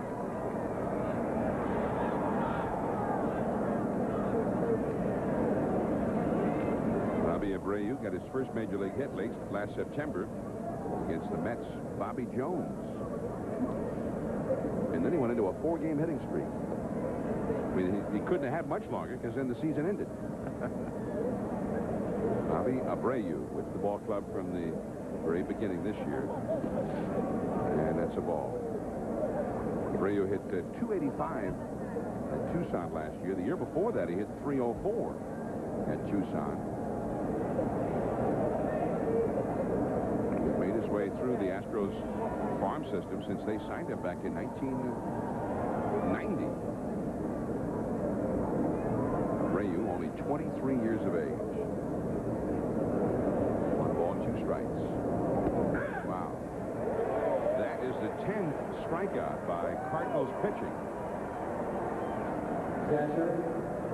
And it's a cool night here in St. Louis, to be sure. The temperature's supposed to drop down into the 20s tonight. Not that it bothers Joe and I, of course. Or our crew. Our outstanding hand-picked camera crew. Yeah. When Joe and I interviewed those guys, we said, are you one of the best who's ever worked camera for a television broadcast? They said, yes, I am. So, And they have to be gamers. Yeah. They're gamers. and will you still be one of the best, even if it's only 19 degrees out with a 40-mile-an-hour wind? And they said, yes. So there they are. Look at that, letting her use the blanket. Well, he's got a ski jacket on. Okay. Oh, that's right. She's letting him use the ski blanket, the ski jacket. Might have been a broken bat. Osmus is thrown out by David Bell. Osmus is 0 for 3. John, we saw Ozzie Smith last night. Went to Ozzie Smith's bar and restaurant here last night to watch the fight with a lot of the crew, and Ozzie was there. Bagwell, some of the Astro players were there. So Ozzie is the new voice taking over for the late Mel Allen of This Week in Baseball, the long-running weekly television show. Says he's going down today. Actually, I guess he was going down. He's going to do an interview with Ted Williams. I'd like to have gone with him. Just listen to Ted. The greatest shortstop, or at least defensively, who ever lived, and maybe the greatest hitter. That works. 0-2 the count. Well, and Ozzie certainly can appreciate hitting because, I mean, he made himself, it's an oft-repeated story, but he made himself a very fine big league hitter and finished. Did he get, I think he at least was close to 2,500 hits. Base hit for Listash.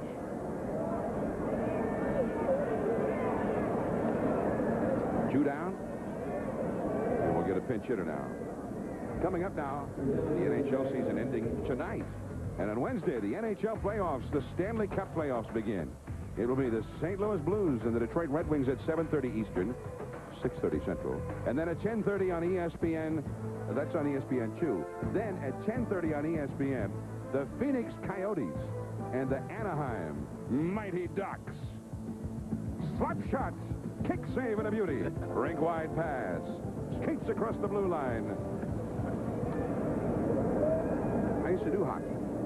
Oh, until I mispronounced puck. Back to baseball from then on. refer to it as an it after that.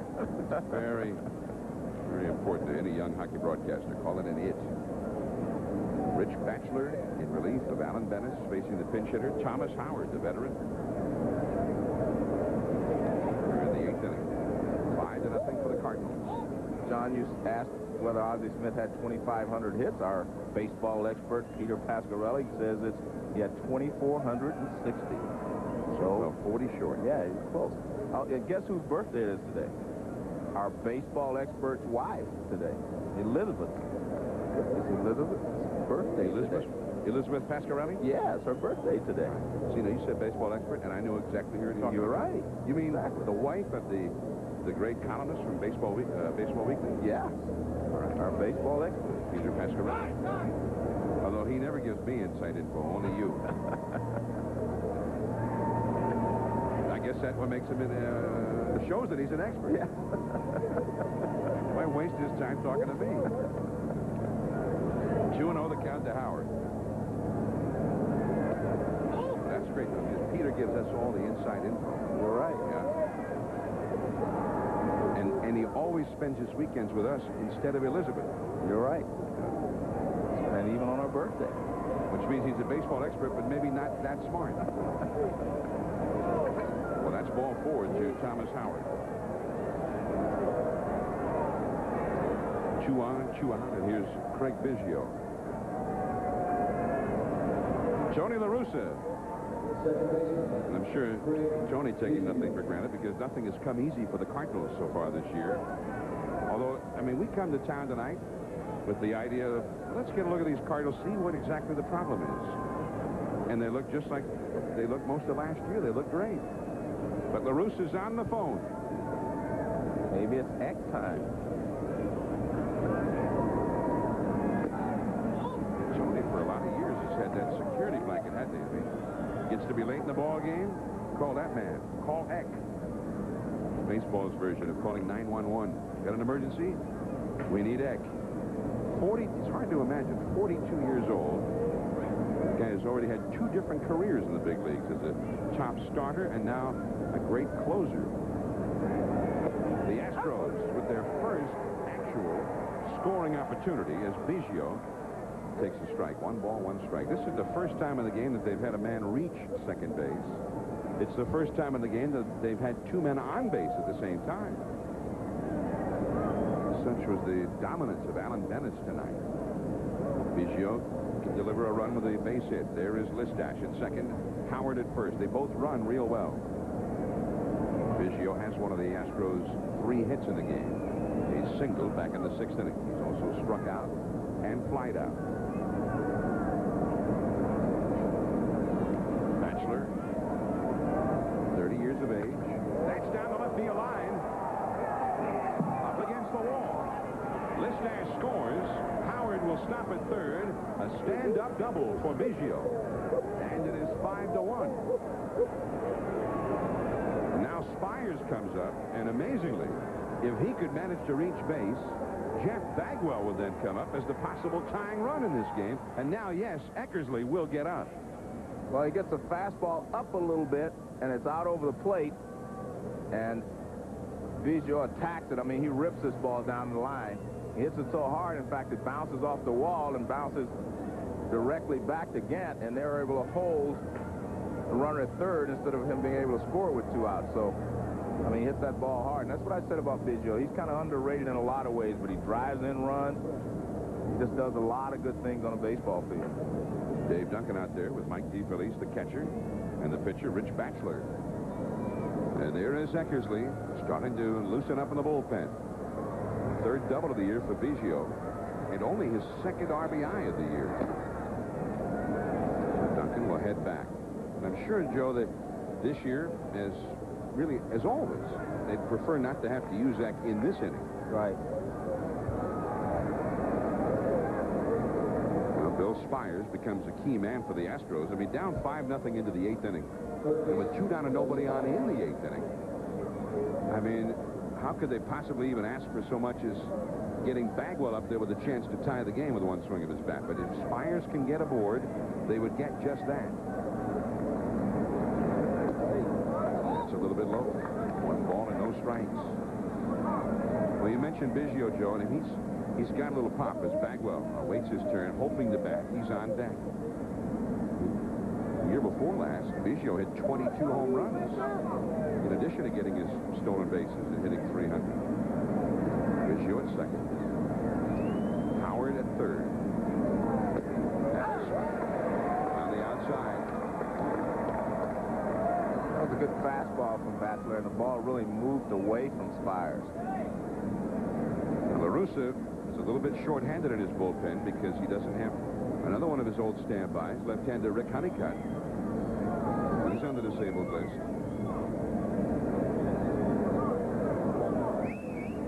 7 different Cardinals are on the disabled list. High in the air, that should end the inning. Gant, and that does end the inning. Spires 0 for 4. The Astros getting the 1. 5-1 St. Louis. Young, Gant, and Gaetti coming up.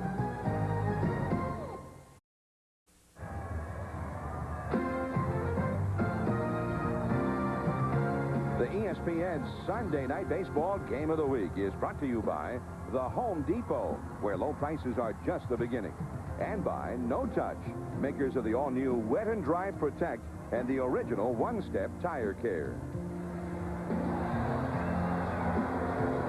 With Joe Morgan, this is John Miller. We're at Busch Stadium in St. Louis, where the Cardinals lead the Astros 5-1 as we go to the last of the 8th inning. Once again, the beautiful panoramic view from high above Busch Stadium. And we'd like to thank the folks at Miller Brewing once again for the great aerial views of tonight's game.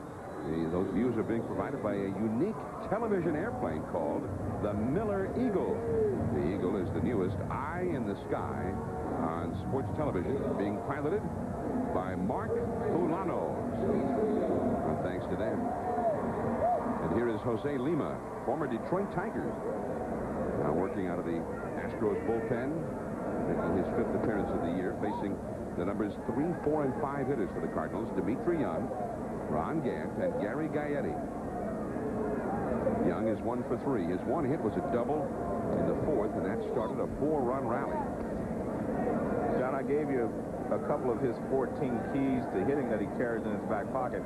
I'll give you another one here. Well, that's a high drive, deep but playable.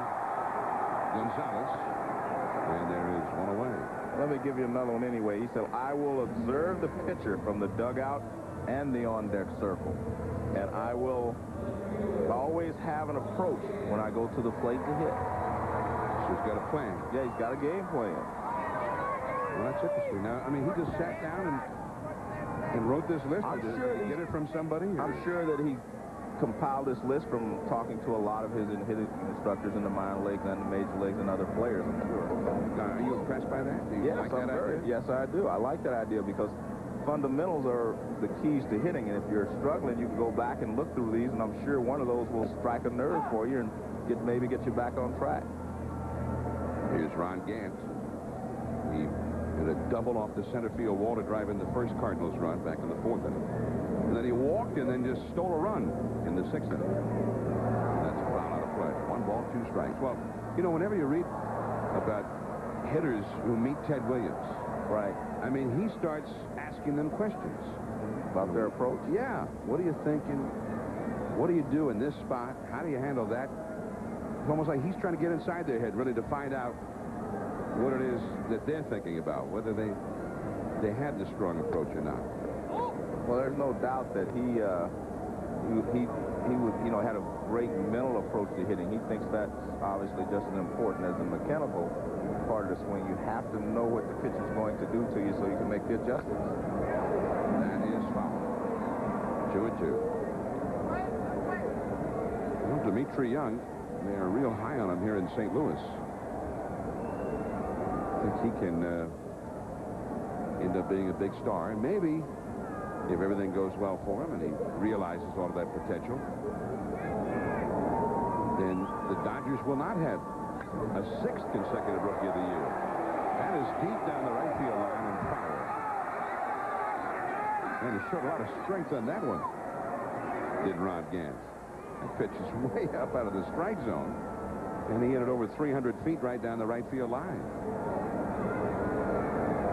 2-2 the count. 1 out, nobody on in the 8th inning. Still to come as Lima looks in for the side. In the Astros 9th, Jeff Bagwell. Foul ball. It was the former Florida Marlins manager, Rene Latchman. Third base coach, there he is. Latch saw his brother Marcel, the pitching coach of the Angels, last week when we were in Anaheim. High and into left center. Bell. So 2 men are gone. And that brings up Gary Gaetti. We must make mention of the performance by Russ Springer out of the Astros bullpen. Pretty impressive. He went 2 innings, no hits, 6 strikeouts, and gave up 1 unearned run, and nobody was able to hit the ball and play against him. Gaetti. He is 1 for 3. Got his first RBI of the year tonight with a double down the right field line in that 4th inning when we saw the Cardinals tie a National League record when they had 4 consecutive doubles. And when we also saw something that just never could have been done before, Joe. 4 doubles on 4 swings. That one is home run. And we're going to have an argument. Gaetti with his first home run of the year.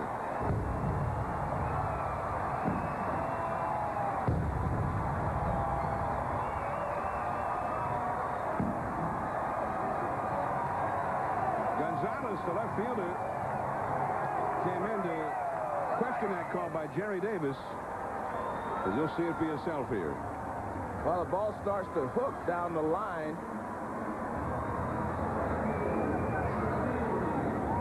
And it hits the foul pole and bounces back. Actually, I'm not sure he came in to argue, John. He was chasing the ball, and he still wanted to act like the ball was in play. Maybe that's what happened, because he came running back. The ball was coming back this way, and he was running in as well. The argument didn't last very long anyway. So Gary Gaetti, who hit 23 home runs last year, tonight gets his first. So a lot of things that have not happened for the Cardinals yet this year have happened tonight. 2 of the big guns, Gant and Gaetti, both producing. And John Mabry also a key hitter, producing. He had one of those doubles in that 4th inning. He's down on strikes. 6-1 now for the Cardinals. Last chance, Jeff Bagwell, Luis Gonzalez, and Derek Bell coming up. But it is now 6-1 for the Cardinals. Stay with us.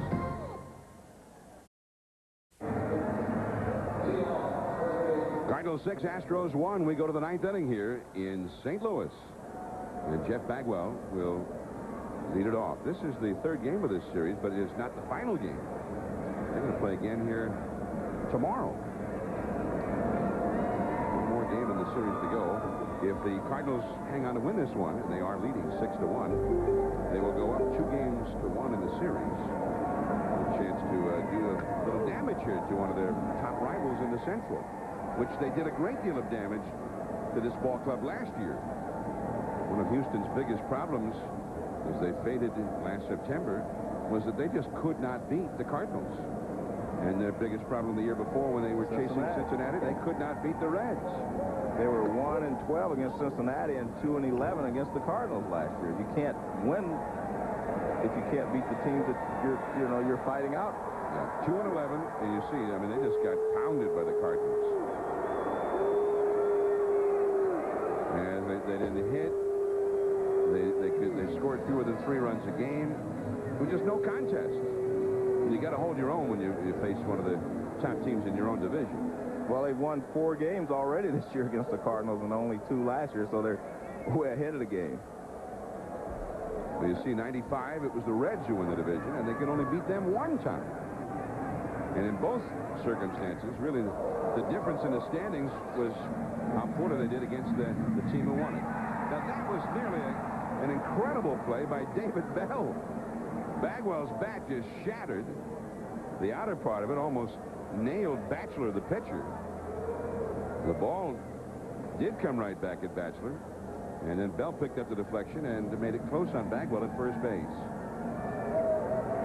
Well, let's take a look at this.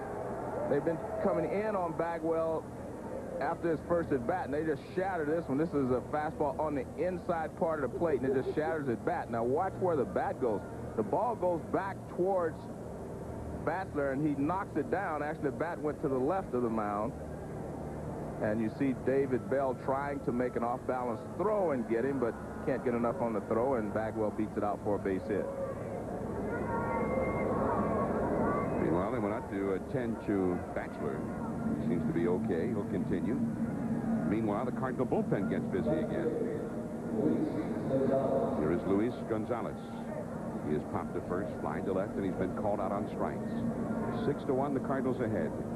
22,075.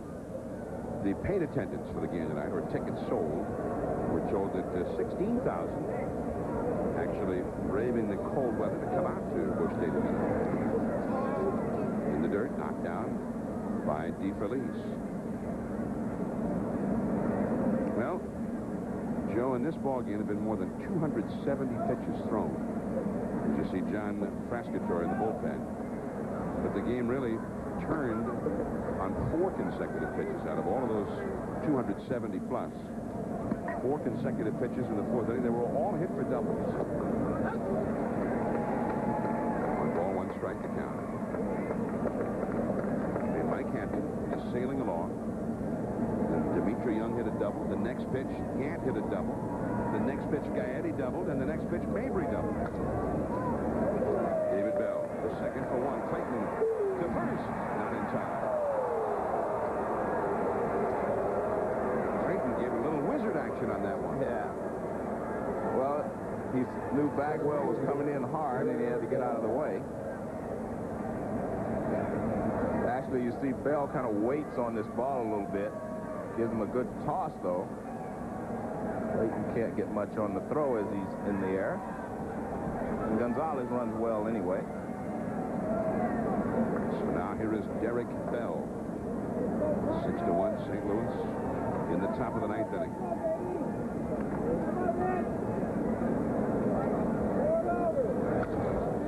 And he's hit. Gaetti made a dive for it. Gonzalez to second holding. Don't forget now, right after the ball game, stay tuned. Sports Center coming up with Keith Olbermann and Linda Cohn, the Masters.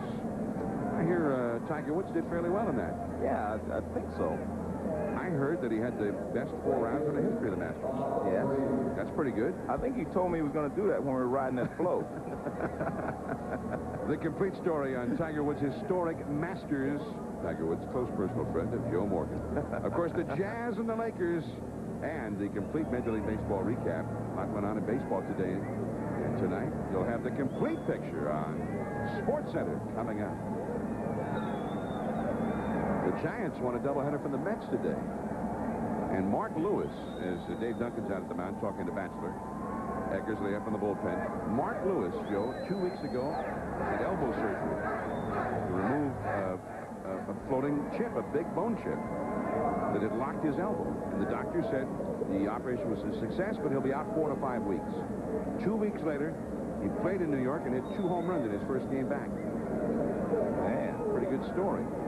Very good story. The German guy with his new ball club, and the Giants, one of the surprise teams early, they are 7-3 in the National League West. And all of those teams in the West have winning records. The Padres are in last place with a record of 7-4. And of course, we'll see the Padres next Sunday from Honolulu as they play the Cardinals. Don't miss it. That's a foul by Abreu. 1 ball, 1 strike. Abreu has walked and twice has struck out. 2 men on, 1 man out in the 9th inning. Larry Durker, first-year manager. Last year he was second-guessing the moves of that manager, Tony La Russa, up in the broadcast booth. I mean, I say that in jest. Yes, of course. He was first-guessing them, like you do.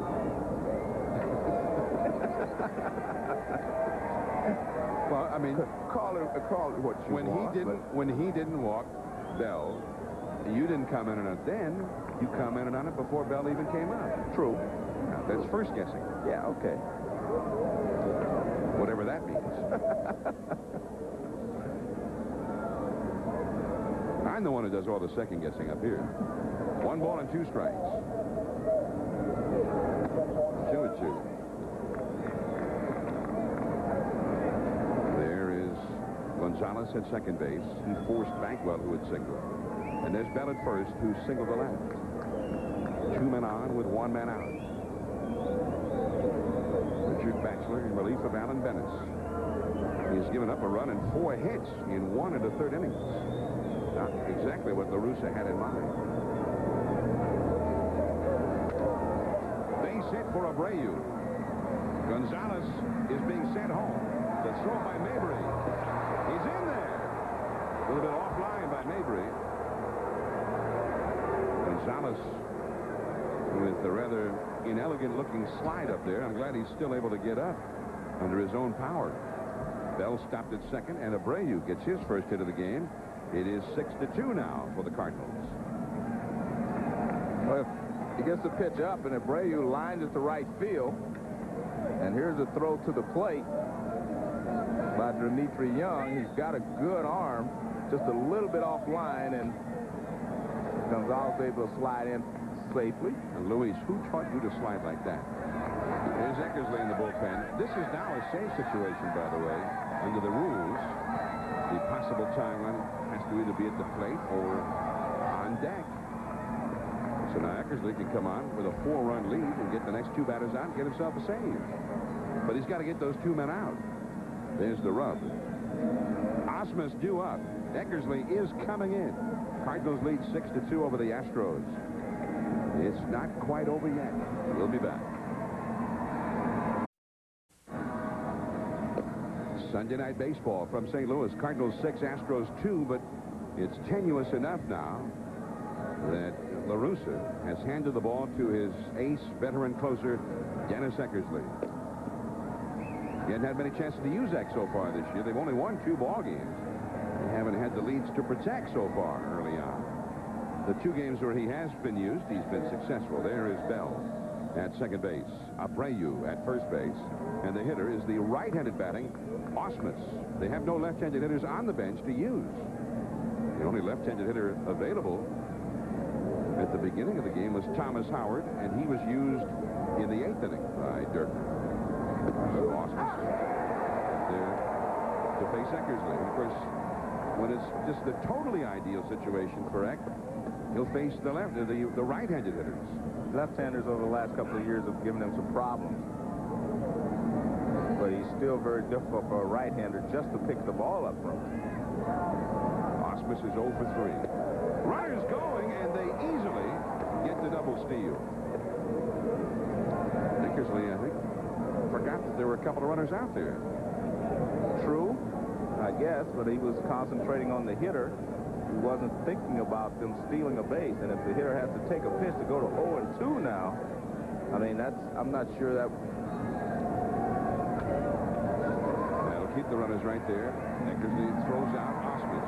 I'm not sure that worked in the Astros' favor, John, because you do not want to get behind 0-2 to Dennis Eckersley. But if they run and they let the hitter swing and he hits a line drive somewhere, the game is over.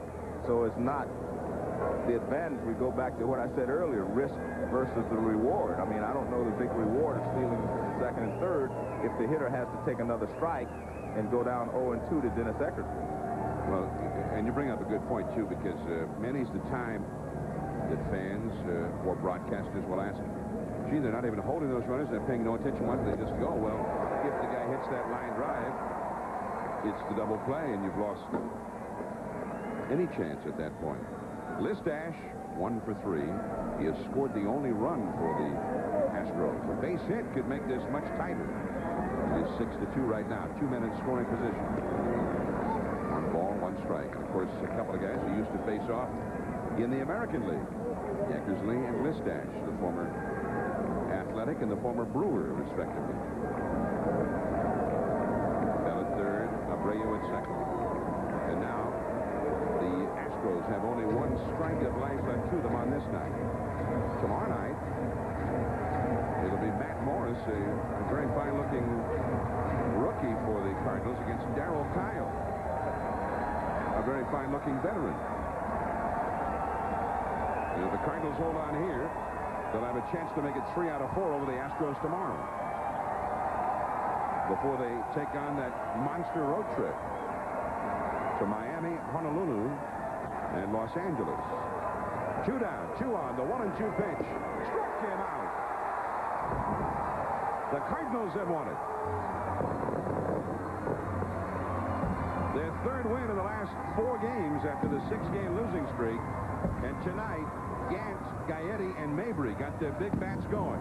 Well, that's what you have to have, the middle of your lineup. We talked about it before the game, that Ron Gant would have to get them started, and he did so tonight. And Alan Bennis was the stopper. 7 shutout innings, allowing only 2 hits. Now, don't forget, next week we will greet you from the Aloha State, as the Cardinals will take on the San Diego Padres from Aloha Stadium in Honolulu. That's 8 Eastern, 5 Pacific, and 2 Hawaiian. Final score here from St. Louis. The Cardinals beating the Astros 6-2. Now stay tuned. Sports Center coming up next. I'm John Miller for Joe Morgan. Thanks for joining us. This has been a presentation of ESPN, the worldwide leader in sports. Sports Center coming up next. Good night, everyone.